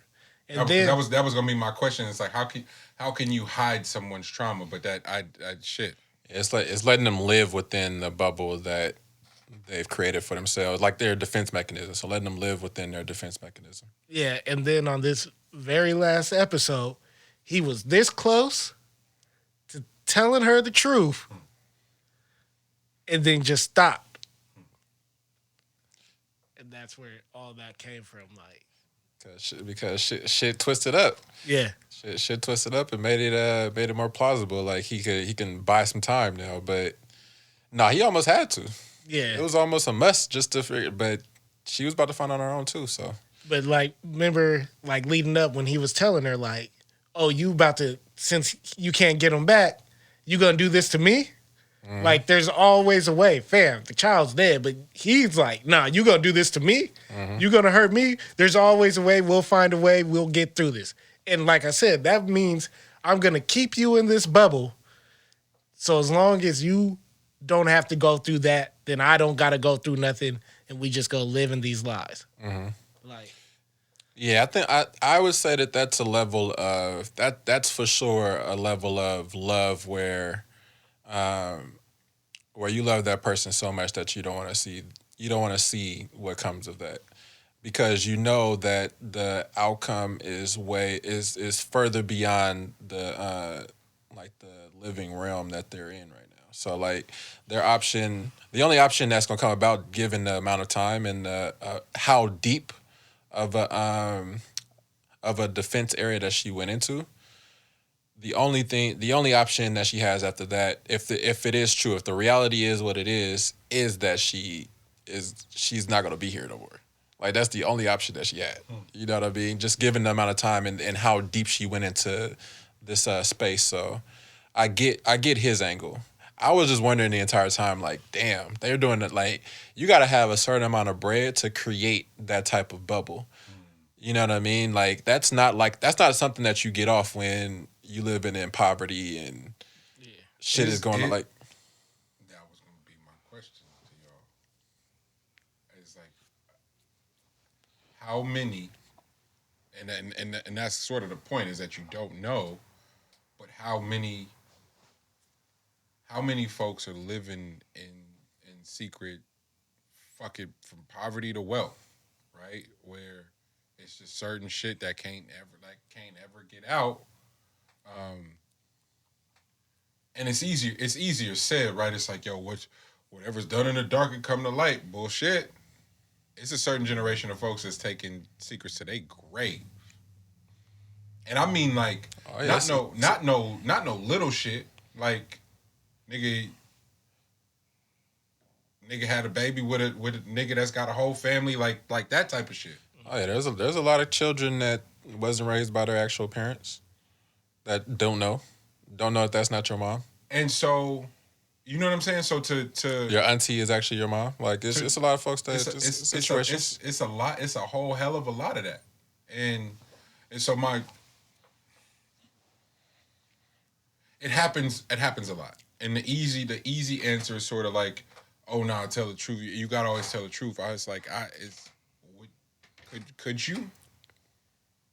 I got secrets, you know, but I would like to fuck, man. There's no way I could have a kid out there that I just, you know what I'm saying? I'm using that scenario, and there's a whole bunch of other like secret scenarios that exist, but it's like no way I could have a child and then not be there for them, you know. If that's one of the secrets we're using. But could one of y'all niggas call me in the middle of the night and be like, Money, I got to bury the body? Yep. Let's go. Don't you ever speak about it again. Are you hungry? Like, real shit. You know what I'm saying? That's like, real. I don't know. So it's moving. It's a form of moving the goalpost, but it's like, my nigga, move the goalpost in. You know, I don't, and that be the shit that I'd be like, I don't want to sit up here and reveal that sicko part of me. But it's like, all secrets ain't created equally, I guess, is where I'm at. You know. But all the more reason why I am not inclined to judge people however they move. I just know what type of time I'm on, and we gotta assess every situation, and to blanket and generalize it, it's not realistic, I guess, for me. Which is exactly why I live in the middle, because it allows me to assess all situations. Like, cause it's not a blinding space to be in. Right. Like you gotta factor in the possibilities of everything in order to make decisions. You know what I'm saying, and make educated and accurate decisions, and then live with them. You know what I mean? That's another thing. Can you live with the decisions that are made? And the answers be no. Should be eating people alive, nigga. I'm going to bed. I'm going to sleep. I'm bro, gonna sleep smile, good. Happy face. Cuddle up. You know what I'm saying? Yeah. Oh man, I'm big warm. Rub these feet together, nigga. I'm out. Big warm. Nah, but for that situation though, yeah, I definitely get it completely, because it's rough, especially because in that particular situation, I know Mani hasn't seen it, but in that particular situation, he is going through it too. You know what I mean? Like, it's not like she's the only one that is experiencing it, but she is the one that had to carry the child. So, and actually he played a part. So that's another thing, is just realizing the part that you play in something and having to come to grips on that too. So there's a lot of factors. There's a lot of parts in play on this one. So it's definitely layered. But I would say in those particular situations, when you're dealing with something that heavy and that damaging, all possibilities are, everything is possible. Yeah, I don't think anything is like closed off. Do you want to do the Twitter shit, or we kind of already touch on it? You pretty much touched on it when you were talking about the day. Mm-hmm. And like when you had originally put that tweet out, I was like, damn, that shit deep. Made me have to look in the mirror and be like, yeah, nigga, he talking to you and he don't even know it. So but I for sure was talking to myself. But it felt like you was talking to me. That's what I'm trying to tell you. Giving Lex subs on Twitter. It was like, I knew. Lodge hit us like that too. It's like, next time y'all could just at me. It was like, nigga, I had to go listen to that timestamp because I didn't know what he was talking about, and I was like, damn. I was telling him, man, we be talking to hypotheticals, but it's gonna touch folks. Yeah, if it's resonating, our bad. I promise we ain't shooting at nobody for real. Yeah, we're not talking about anybody's specific situations either. It's just that there's a lot of shit that takes place, so a lot of people might be whipped into that. So the they one, you said try replacing the word they when voicing complaints out loud. They hating on me. They sleeping on me. I did, and I found I was I was only using that as a crutch, knowing damn well I hadn't fully committed and still working on that honesty, on that honestly. But the results are heavy. And then you put stop sleeping on yourself. I mean, yeah, you're right. We did sort of touch on that. Again, Court, Nana, Kev, the entire Hope Foundation squad, like that. That's exactly what the conversation is sort of rooted in. Is so they, for example, if next time you in a debate with somebody, if niggas is are niggas still arguing with niggas, like I used to live for debates because I just had the feeling of being right was just, it's addicted, right? Then you like, bro, that's just feeding your ego, and not in a lot, and then thinking back on them said debates, you would go, well, they said or studies show, and no, they don't, nigga. You making that up in order to prove you're right in this debate that really don't matter, and that you probably are wrong in anyway, and. It's a shitty thing to have to admit to yourself, but it is helpful in the name of evolution and advancing. And it's and then also I'm probably exposing myself as being a complete weirdo in that being a driving force, because maybe people don't have that problem. Like I'm voicing it as everybody going through the same thing, and it's like, nah, Monty, it's you and a few other niggas that just need to be right like that for real. So glad you're sharing it, but that ain't my experience. And it's like, nah, like revealing that, coming to that understanding for myself was like, damn, it was so helpful in like in this next phase that we're in right now of like what a pathway to You think you just got off nigga? yeah, oh yeah, he did for sure. Yeah, yeah, like in that celebration just now. It's he like, what I tell you, nigga? Yeah, he indeed. that mustache he had. Yeah, we're watching the post game of Loyola Chicago in Illinois, and this white bro with the craziest mustache that was balling, and he for sure said nigga in the celebration. Yeah, we congratulated his coach, and they start chest bumping. I know he's hey, like, hey, I told you, nigga. Big fella, you earned that one. You good with me. I'll defend you. I'm sorry, guys. Where were we at? All right. No, you good. In this next phase of forgiveness, as far as accepting the responsibility that comes with being an entrepreneur, that crutch of displacing responsibility, you just don't get to have if you're going to run a successful business. My dad did this, so I'm this way. My mama did this, so I'm this way. The bully in school did this, so I'm. That's like, fam. Unfortunately, accepting the role and the responsibility of an entrepreneur, you don't get to go, they did this to me. Why? Now you have to ask beyond that why you reacted said way when that happened to you. That's the question you've got to ask.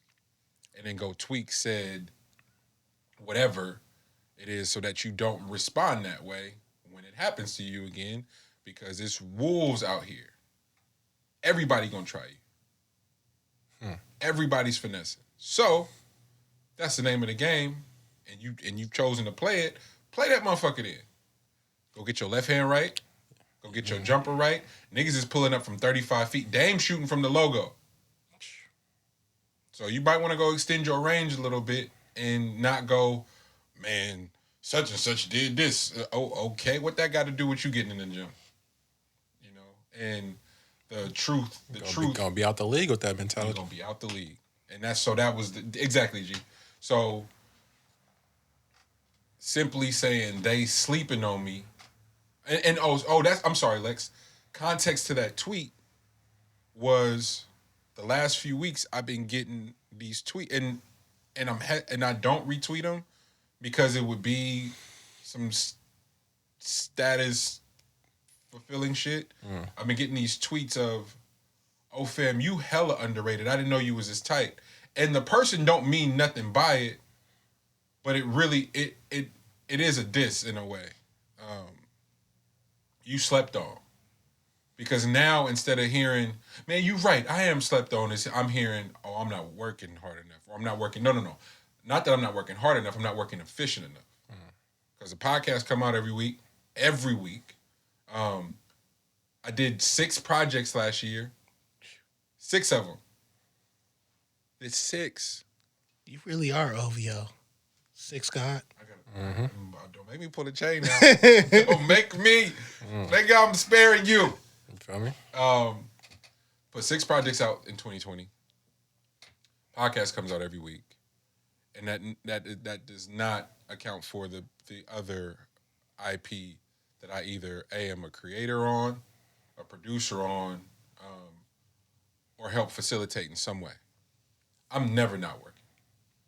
So when you tell me I'm slept on, I'm processing it I'm processing it as opposed to engaging in, oh, you're right, because it absolves me of any accountability. Now I gotta go. Now I'm going, fuck, I really gotta go dissect what steps I'm missing or not accounting for, or how I can get better, or who I need to go get some real feedback on what I may be missing. And that's all. Just want to tell myself a different story. Or nigga, are you in the gym enough? Like physically in the gym, not metaphorically, not mentally. No, nigga, are you working out? Do you have the stamina? If we had to go to war right now, if you had to fight a 3-minute UFC round, nigga, could you? If the answer is no, you probably not ready for this entrepreneurship. Jeff Bezos just ain't in shape, nigga, because he want to look fly. That nigga's ready for war.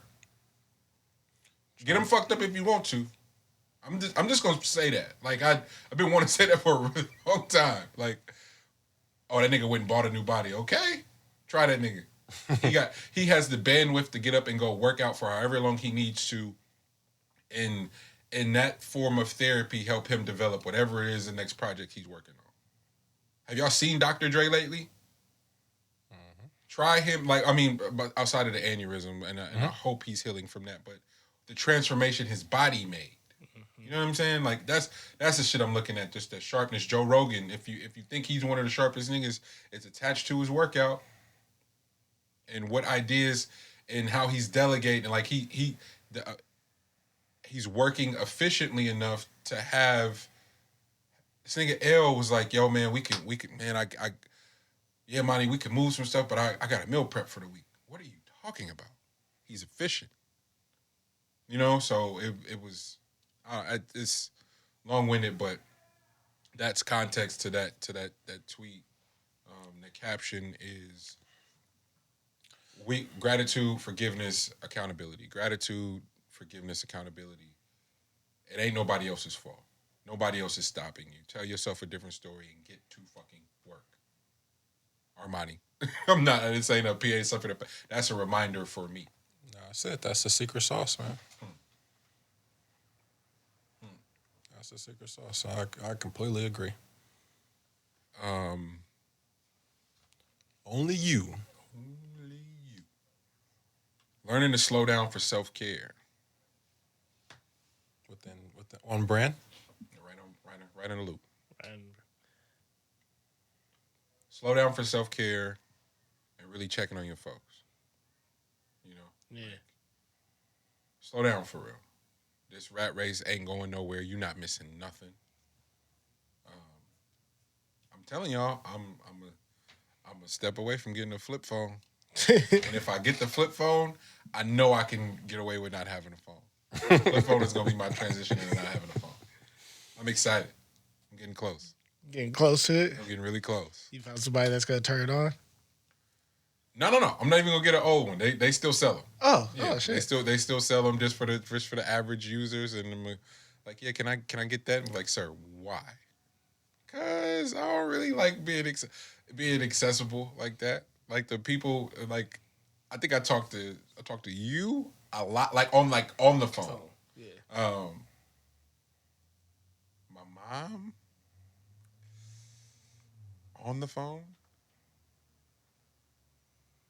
Tina FaceTime but then she's like, bro, she like, I don't want nothing, and you don't want to be on the phone, so I'm not finna hold you hostage like that. Oh man, damn, that might be it. On the as far as talking on the phone, and so I feel so bad for the text messages because I get overwhelmed because I'm like, where do I start? What do I say? And then so I'll chime in, but it'll be these long ass, and it's like that's totally not the point of these conversations. Like, man, get in, get out, say what you need to say, and then I'm like, I'm completely misusing like I'm just long winded, you know. So listen to the pod. I guess. Like the dope Twitter. Shout out to Twitter, man. Like how you could just do the threads like that. It's so my speed. And shout out to Sue. I Am Sue called me one day out of the blue and was like, "Nigga, why aren't you on Twitter? Them long ass captions on Instagram do not belong on Instagram. They belong on Twitter. It's like you doing this so backwards, old nigga." Oh, that's what happened. I got disrespected and respected at the same time. I got it. An old nigga at the gas station with, "Hey, OG, you want to buy some weed?"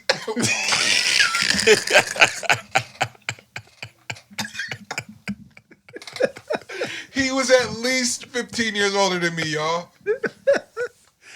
Oh, shit. "Hey, OG, you want to buy some weed?" He's 15 years older than me. I could see it in his face. Hey, OG. And he meant it, too. And I was like, "Nah, I'm good." Like, I didn't even... I said, "No, I'm good." And he just spun off. You didn't buy it from him because he called you OG? Facts. I would have got from you. I would have spent some money. I support black businesses. He would have said, "Young boy." But you disrespected me. Yeah. But you respected me at the same time. OG, hey, OG. So I don't know if I look old in the face or if I look like I had that OG aura. Yeah, OG status, man. You always got to respect your OGs. And he was "Hey, OG, hey, you buy some weed?"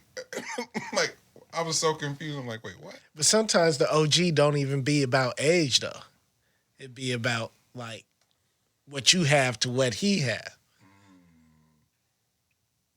I didn't even think about it like that. Nah, that nigga was calling me old. I'm not gonna hold you. I'm not gonna romanticize it. Fam called me OG, and he was just like, "You look old in the face." So I'm like, all right, you got it. But I'm not buying. I'm not supporting black businesses today. Nope. Hey, OG. The last Blockbuster doc. Did y'all watch it? I did.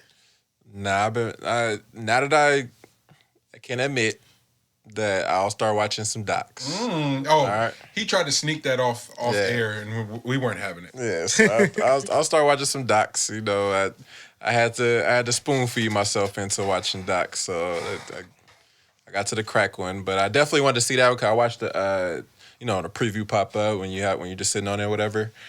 First off, it's hilarious that it's on Netflix. But it is. What I got from the preview though, it was dope that it was outlining like what I don't know who actually did the doc, but I get why it's on Netflix, so that it could present the picture of like, oh no, don't cry for Blockbuster because Netflix outdid them at their own game. Blockbuster been doing this. And the other funny thing was, damn, I'll say spoiler alert, even though it's a doc. Did you watch it, Mani? No, I have not watched it yet, but I have plans to. All right, I'm just going to say this one little bit because they got he's an executive at Blockbuster or something like that. And throughout the whole doc, there's nothing funny. Like he can't help it. He's just serious and about numbers. Yeah. And he's breaking down how it wasn't Netflix that took Blockbuster out. It was the fact that, so when Blockbuster got bought by whatever movie company that makes movies, they were taking the money that Blockbuster was making and using it to make movies.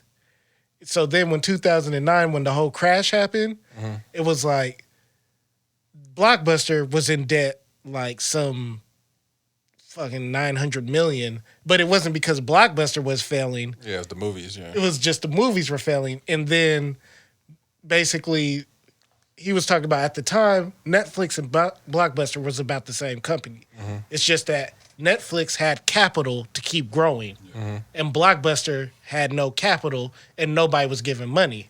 So they were just going down, while Netflix still had capital to burn to go up. So that was like one of the big things that they were talking about. But overall, the doc is very interesting. Yeah, I'm excited to watch it. Just from I'm both surprised and impressed that they actually told that story, because it was one that was just floating around. My favorite meme from it is like, imagine killing a nigga and making a documentary about it. That is so hilarious to me. So I'm glad that they did it. We'll be able to sort of decode what really took place based off the information that they give us, because I imagine that some of it is romanticized in a way, and you're like, fam. But it's weird also that there still is one Blockbuster left. Where is it? In Bend, Oregon. No, that's not weird. If you ever been to Bend, that's not weird. Oh. That's not weird at all. Nah, when you watch it and how dedicated the lady is to keeping it, like she has all the old Blockbuster machine computers from other companies, from other stores, because she was like, yeah, if this breaks down, we got to switch out parts because it's so old, they don't make the parts no more. Just continued it. That's kind of, now I kind of want to go to that place just to see. It's like a museum then, damn near. Yeah, I want to go there. Just interesting. We got a couple more topics before we get out, but the one that I've been avoiding for a couple weeks, but Benny the Butcher just dropped The Plugs I Met 2, him and Harry Fraud. Shout out to Fraud, just constantly providing the best soundscape for some of the most elite MCs. So you go Jim Jones, Harry Fraud, Currency, Harry Fraud, French, Harry Fraud, now Benny and Harry Fraud, and he don't miss. As a technician, as a composer, as a curator, I just really love what he's able to do with MCs and accenting how elite they are as lyricists and as writers, and Benny is no exception to that. So Benny, I love you, and Jim Jones, I love you, but this is, I'm getting so beyond fed up with the continued narrative that rap is the most dangerous job. That shit makes me so sick. And to hear rappers keep saying it. I'm glad you're saying it. Oh, okay. All right. I've been trying to avoid it as not to seem like an asshole or like purposely going out the way to be anti. It's the stupidest narrative ever. And it's rappers that keep enforcing it and giving it juice. I know more dangerous jobs. Like, I know, like... Nigga, let's start. Let's run them off. A very dangerous job is being a porn star. Oh, Jesus Christ. I didn't think you was going to go there. I didn't know you was going to start there. It's like... Nah, think about porn actresses, though. Like, all their shit is out, and they got to deal with every... Like, you think it's dynamite in your pants, like, when you walking around just as a woman that doesn't have information out there like that. So you actually having content out there. Niggas have watched you over and over again, have beat off to you. Niggas know that they yours. Like they think that they expect it. You know what I mean? So like naturally every day you gotta walk with a certain level of psyche everywhere, because they're not walking around with like hella security. Yeah. So like you just got to naturally be a different sick individual daily to match people's energy that they're constantly gonna be on you like that. Being a working woman that uses public transportation as a means to get to and from is dangerous, fam. Like, and I know that's not a specific occupation, but there are everyday people that go to and fro just to exist that are experiencing way more threats than some rap niggas that gotta have their chains out and went to fucking Walmart with $250,000 on their neck.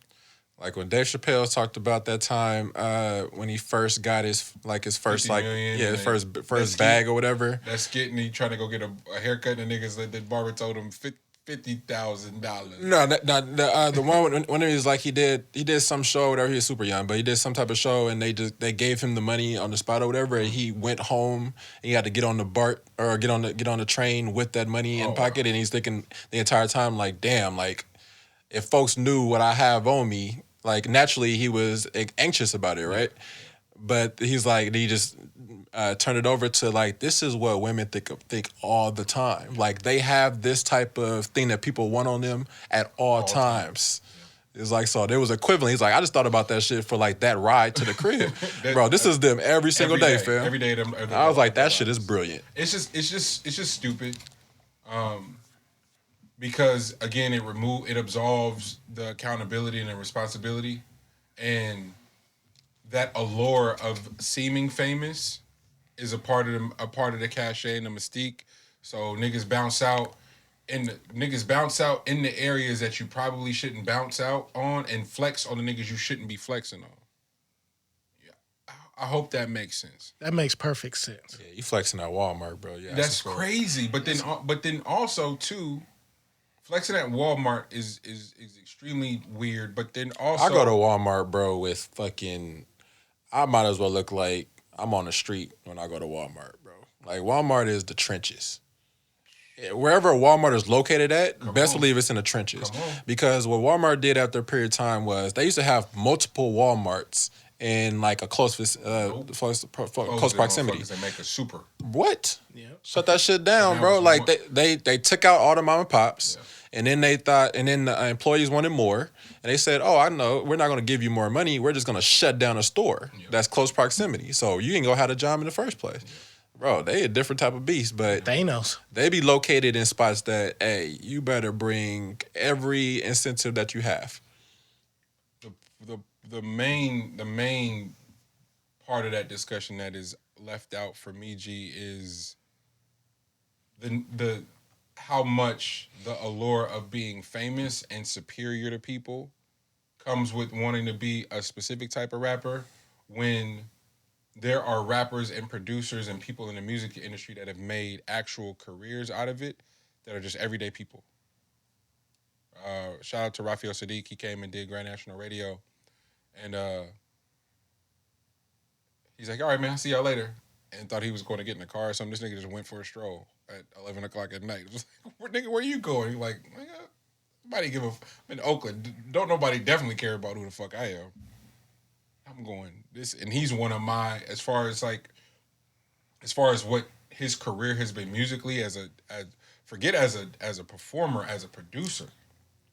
Them Solange records, them Lucy Pearl, like, hey man, look here. Like that, like if there was someone to model your career after, it's him. You know what I'm saying? It's the niggas who can kind of move around for real. Exactly. And that's my thing about famous. The last thing they're gonna be is famous. Come on, man. Keep that. All the famous niggas I know that was where we from, they not famous no more. They either caught a case or they dead. Seriously. Or miserable. Like literally have been on islands and don't feel like and can't trust anybody. It's a weird sort of space to be in. So y'all niggas stop saying that. Don't recognize me, man. There's people to this day that just see me in regular spots or just random ass spots to be like, "Are you LG?" I was like, "No, I don't even know what that is." No, I've seen it though, and I'll be like, and it'd be so funny. It'd be like, "Oh damn, they know who L is," and I never, because sometimes he'll say yeah, depending on if he recognizes a person. But most of the time he goes, nah, man, no. I couldn't tell you, bro.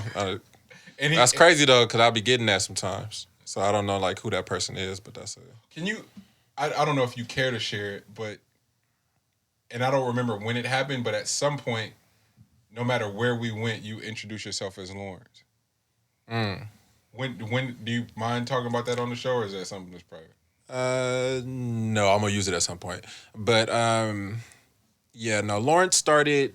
I mean, granted, it is your name, but yeah, I just never used it. Yeah, like it was always LG. But Lawrence started when I maneuvered over to Riverside, because Riverside was like and it wasn't at the beginning either. It was like when I was done with school and I was just out there for a year while I was like doing like hella interviews and shit like that. Yeah.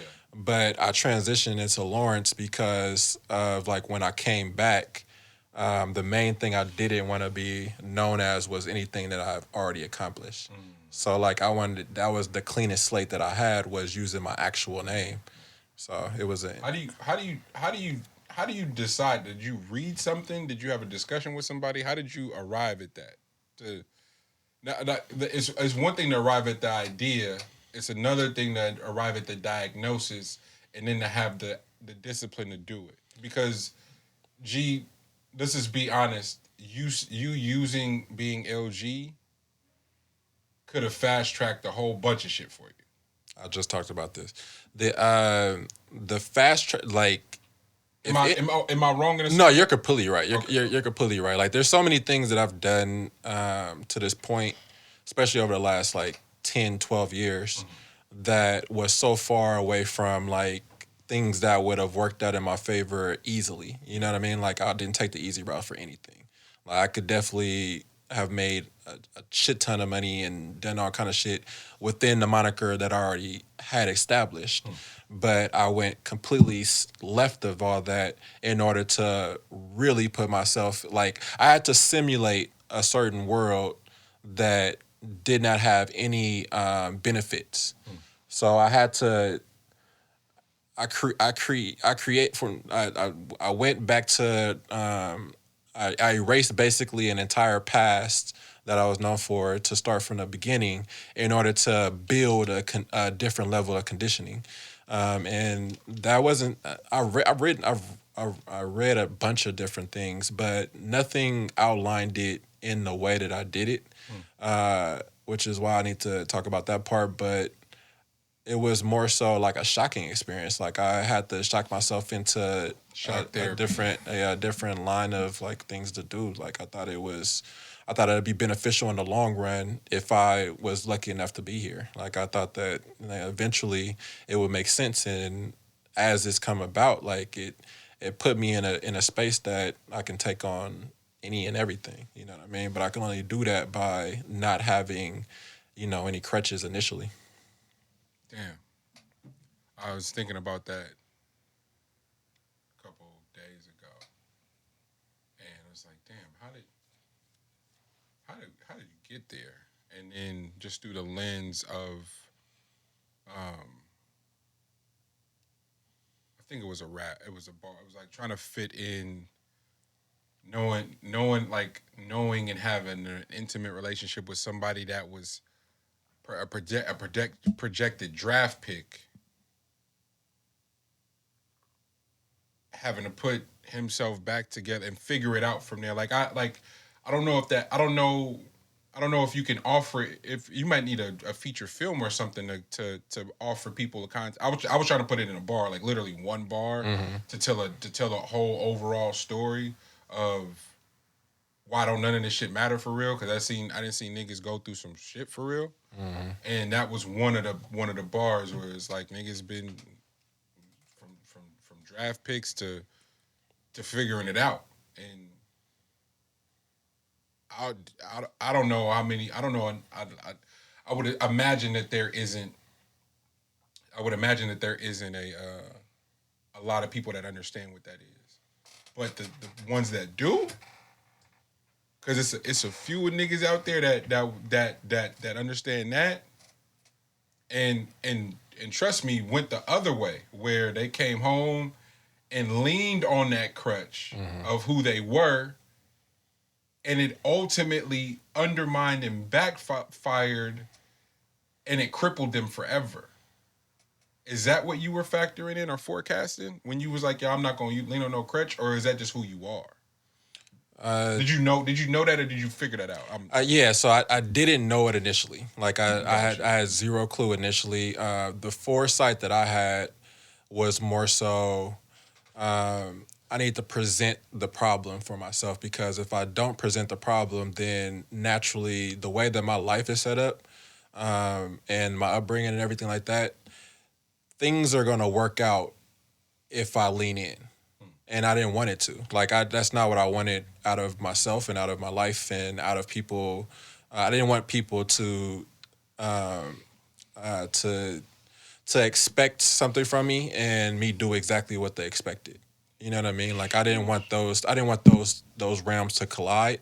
I wanted to do the most opposite thing that you could ever think of coming from what you would know about me in order to realize that you don't know shit about me. That's fascinating. I don't know. I don't even know how we stumbled into that. What was the root of that? From rappers. Oh Jesus. Yeah, nigga, y'all wildin'. Stop saying that stupid shit. Nigga, y'all wild. Please stop saying that dumb shit. Rap is the most dangerous job. No, it's not. And it doesn't have to be. It doesn't have to be a dumbass space. All the niggas that's still rapping about killing niggas and then sit up on Vlad and talk about it's just a character, man, because that's what's selling records. Shut up. Empire, stop giving them niggas advances, bro. That's just stupid. And then write long ass posts about how saddened you are that young man was murdered. Fam, all of it's connected. It's stupid. You gonna profit off of that catalog, so you really not tripping for real. I think that's the part that nobody will talk about.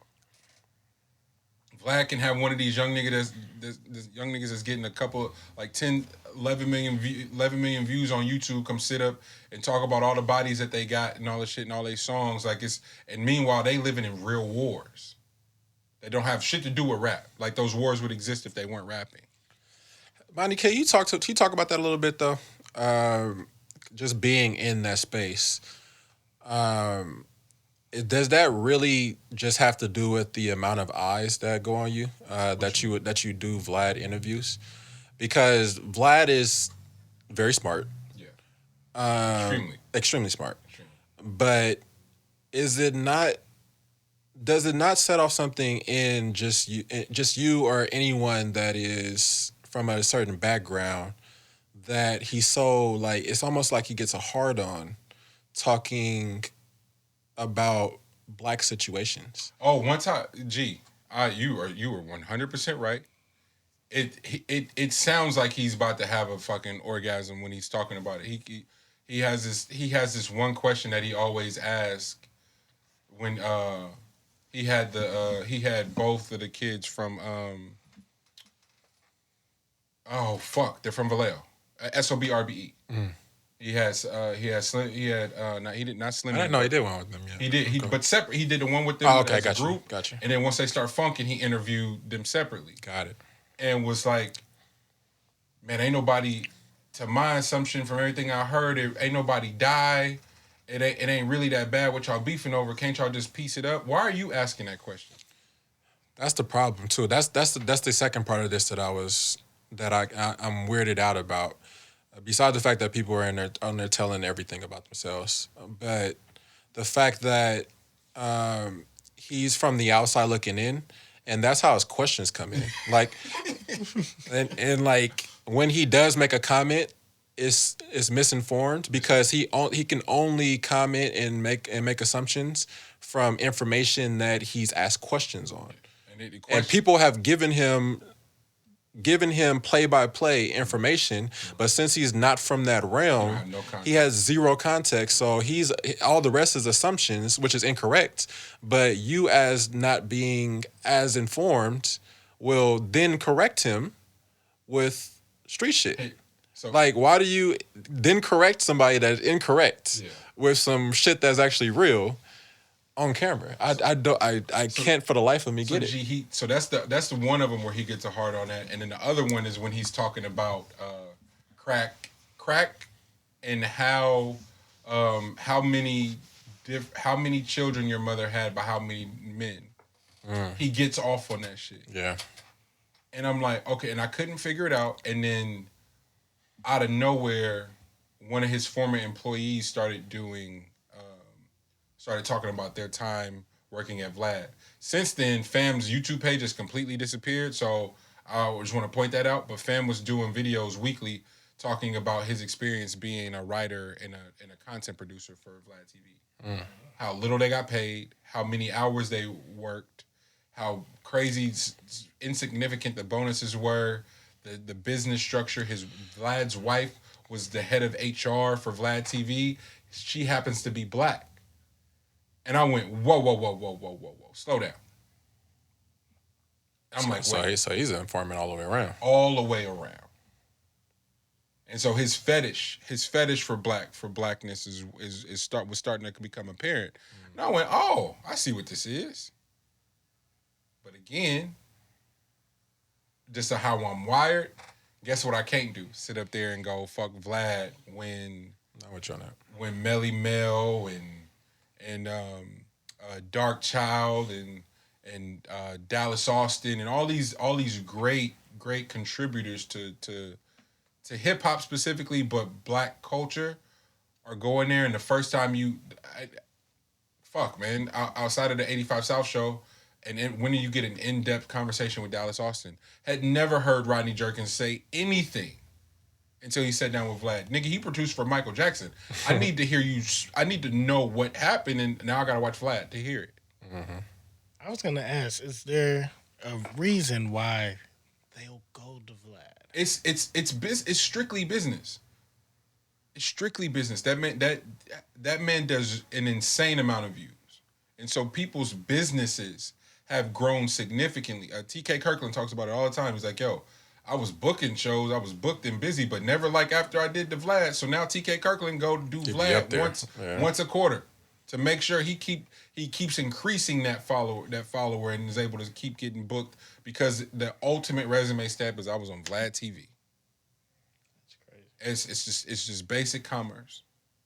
And so when you go, I'm sure he's selling to them the whole you're the only one on camera and it's a hell of a look. And oh gee, it's the spiritual imprisonment that slavery is. He don't even have to sell them no more. Gotcha. He don't even have to sell himself no more. Niggas will kill for a Vlad TV interview. That's wild to me personally. That's No. It's absolutely wild. Got it. Okay. It's absolutely wild. And again, I don't know how we got there, but I'm grateful we did. Yeah.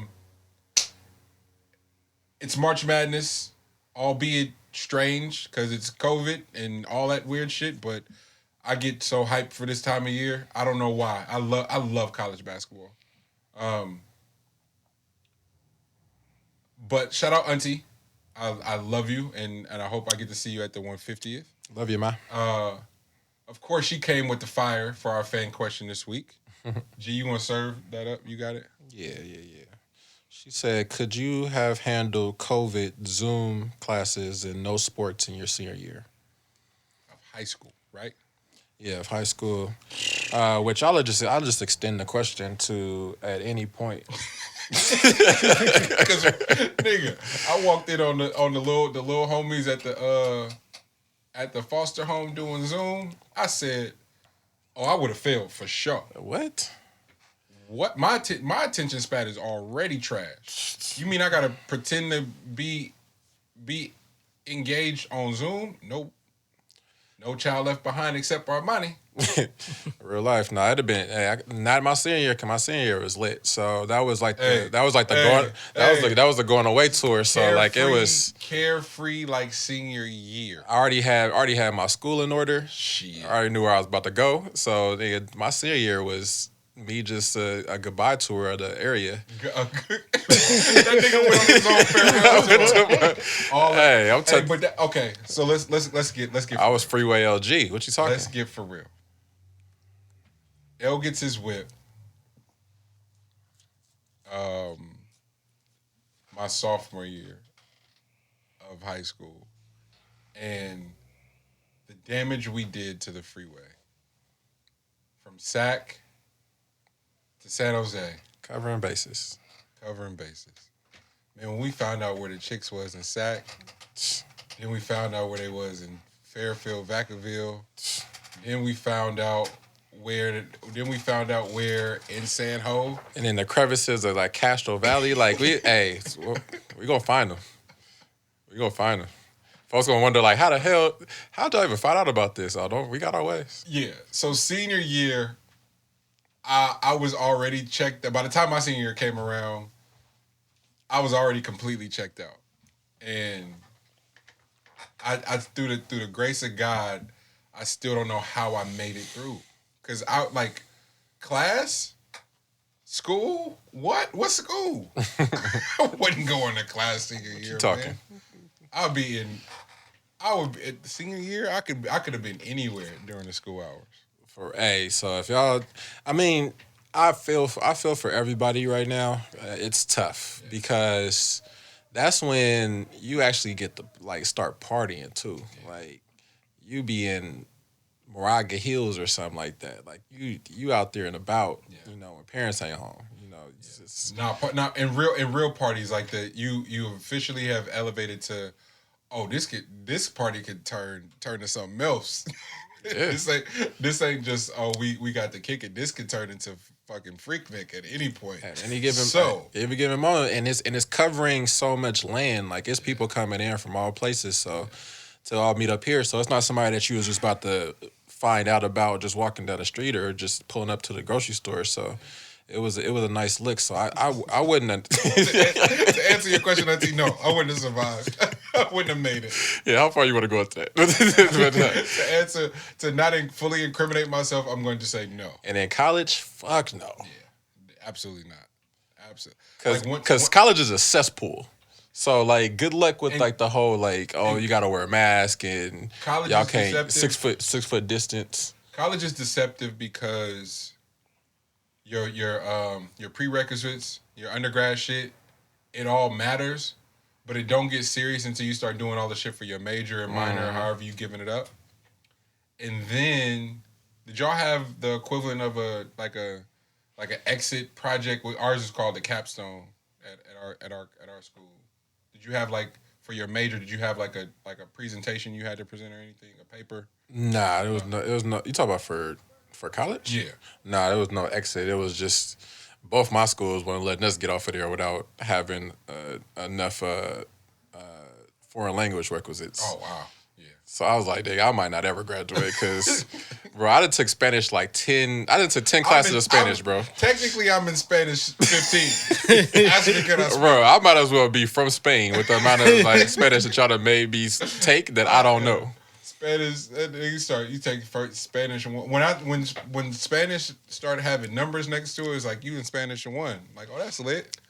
Then it's like to graduate, you got to be in Spanish. You have to have taken Spanish up to Spanish 3. I'm like, all right, bet. Luckily, my middle school had offered it. So a few kids that from my middle school that got in high school only had to take it once. Nigga, I was in Spanish the whole time I was in high school. Like, oh, this is not gonna end well. Like, at all. This is too much. But if I would have gotten school and college and had to take a foreign language, oh, my God. My shit was always the accent, bro. Like, I couldn't accent a thing in Spanish, bro. So since I couldn't accent it, I was checked out. I got the accent. I just don't know what none of this shit is. Because then, that's what it was. Because you take Spanish, and then the Mexicans is spelling Spanish. You like, oh, no, this ain't how Mexican Spanish speakers. This is formal Spanish speaking. Yeah, it's like English for Spanish, bro. Like, what are we doing? I live in Richmond. It's 100,000 people and 70,000 of them is Mexican. I need to speak it how they speak. Yeah, it's like English class where nigga, I don't speak this shit. I don't speak this shit. I don't. Oh man, yeah. Auntie, I wouldn't have made it. I'm sorry. Yeah, nah, it'd been rough. Good luck with that one. Never would have made it. Hey. That would have been me. That was in my head the whole time I was in there. Like, man, let me figure out another way. Like, who do I know in here that I could just partner with? Because part of that was being a group, and I was always the weakest link in the group. Well, with on brand with collegiate athletes, it's March Madness, it's all that. It's here. I'm excited for it. But there, COVID, no fans, and so the money's cut different. The sports betting is here. But beyond that, we got a real good glimpse because they've had to do sort of like makeshift workout situations, travel plans and itineraries, food, catering, all the services that are offered to the men. We're getting a real good glimpse in the disparity between women's sports and men's sports, G. Yeah. Yeah, that weight room shit was nuts. Bro, they get their ass a rack, bro. It's like, hey, y'all do what y'all need to do with it. That was the star player from Oregon that did that, right? What's her name? She don't even go to Oregon no more. That's the one that got drafted by the New York Liberty. She just came back and was like, "Oh, y'all wild for this." Peep this. Yeah. And she was TikToking the men's workout room, their facility, and then was like, "Yo, this is what we got." It was like a couple dumbbells versus them niggas had a full makeshift complex, and then the excuse that they gave the women, like the statement that the NCAA pulled out was like, "Yo, it's just not enough space." She's like, "Oh, by the way, this is the space that they was talking about. There was a big ass empty section of the gym that just wasn't being used." And it's like, bro, come on, y'all gotta stop. It's okay to say that the revenue disparity is what it is, but they don't want to acknowledge that it's a revenue driven entity, the NCAA that is. Because it opened up a whole nother can of worms. A whole nother can of worms. That's why I said that this is an important time for the student athlete with all the information that everyone has and all the ears and eyes that you get. And then these sick fucks identify as a nonprofit, so there's no taxes for the NCAA and the revenue that they generate. Bro, this is crazy. Getting paid out the ass. But this is a perfect time for a protest, man. Come on. Perfect time for a protest because it's two important causes taking place at the exact same time that can work for each other. So that's for current athletes, for future incoming collegiate athletes, and the alumni. Band together, start fucking with this bread so we can get some shit done. I would love to see. We were talking about it last night, watching, trying to figure out how many HBCUs get an automatic bid. And how many? I believe. Oh fuck! Who made it? And one. Texas Southern is in it. Norfolk State lost last night, but they were in it. And somebody else. But how do we get it to where the HBCUs? It's more than two of them in the whole tournament. How many of the ESPN 100 incoming freshmen would have to go to HBCUs to shift the power dynamic, which ultimately shifts the revenue and how the TV contracts are played out, and then ultimately dictates how many automatic bids some of the HBU conferences get. Now we're making it a black and white thing. We getting away from the women, but it all feels connected to me personally, G. Yeah, it depends on how much money the HBCUs are going to be given to the athlete. Because like that's just cut to the shit. Yeah, that's the battle you about to come across. How much money can you give to the athlete, bro? Like that's the only thing that's going to make any of these players move. If you're talking about the top, whatever number, the top number, the best option for them right now is what they just presented this year with the G League team that gets to play over in Walnut Creek, play 12 games and make $500,000, and never leave Walnut Creek. Like all the teams come to you, so like it's a bubble that they've created for talent, and that's like the best option for the top players. So what can you match that with? So the college would have to figure out a way to let athletes get paid by their likeness. It'd be preferable if you give them a piece of the pie, but of course that's never going to happen because the amateurism thing is always going to win out. Mm-hmm. But I was saying like the protest needs to be for, while they're protesting the equity part for the men, which the men are driving. This is just facts. The men's sports are driving all of the funds that go into all the other sports. So that'll be men football and men basketball are driving all the other sports on the site. Like, I don't care what anybody else says about things that y'all doing. It's appreciated. All the athletes band together. But as far as like the revenue share, is coming from men's basketball, men's football. But while they're fighting the equity game, because that's where they're at, they're not on the equality game. They're on the equity game. The women can attach to the equality game. So they could only ban, unfortunately, with men deciding to not perform. Yeah. That's the only time that they can do that, because if the women stop performing, they have it's a unfortunate thing, but there's a possibility of there not being a woman's side. Yeah. You know, there's just not enough revenue share going in over there. but you can attach it to an equity game that the men are doing, and get some of the things that you're looking for. So that's like the only play here. So it's not personal, and it's not like meant to be a big old thing about men and women and sexism and stuff like that. It's the truth when it comes to money. You have to attach to the bigger problem. No, that's well said, and I'm curious to what it would take to organize something like that. I know when I was in school, our women's team was kicking ass. Mm-hmm. I mean, a couple of players made All-American. A handful of them made All-Conference. That's for damn sure. They went to the tourney every year, and we didn't get lit till my last year. And it was like, hey, basketball is lit again. And it was like, no.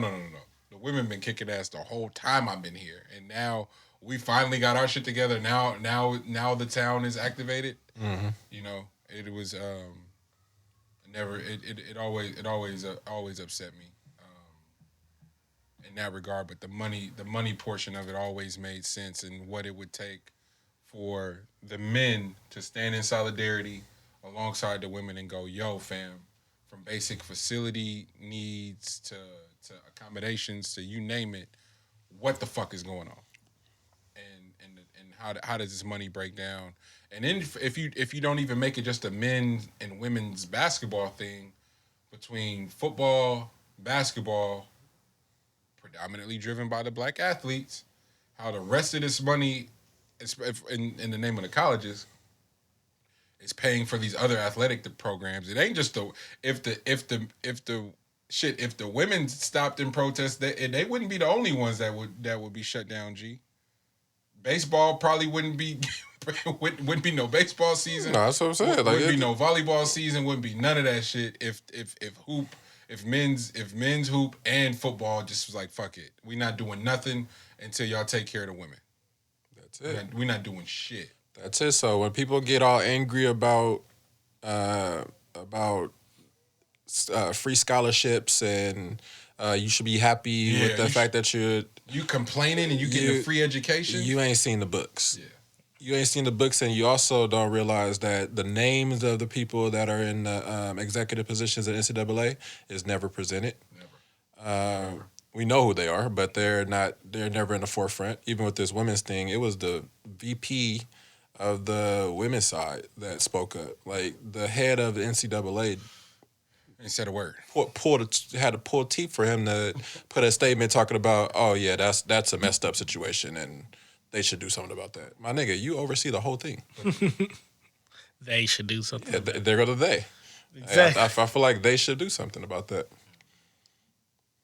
I'm fascinated to see what happens after a season with COVID-19, a school year without it. What the revenue?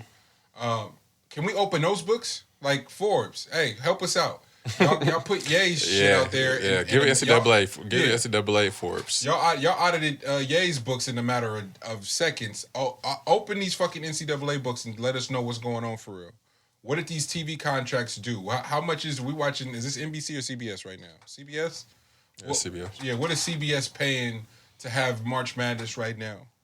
What are the ratings right now? I want to know all that shit. Look at me trying to act like I know what I'm talking about. You don't know. Yeah, man. Nah, you was on to something.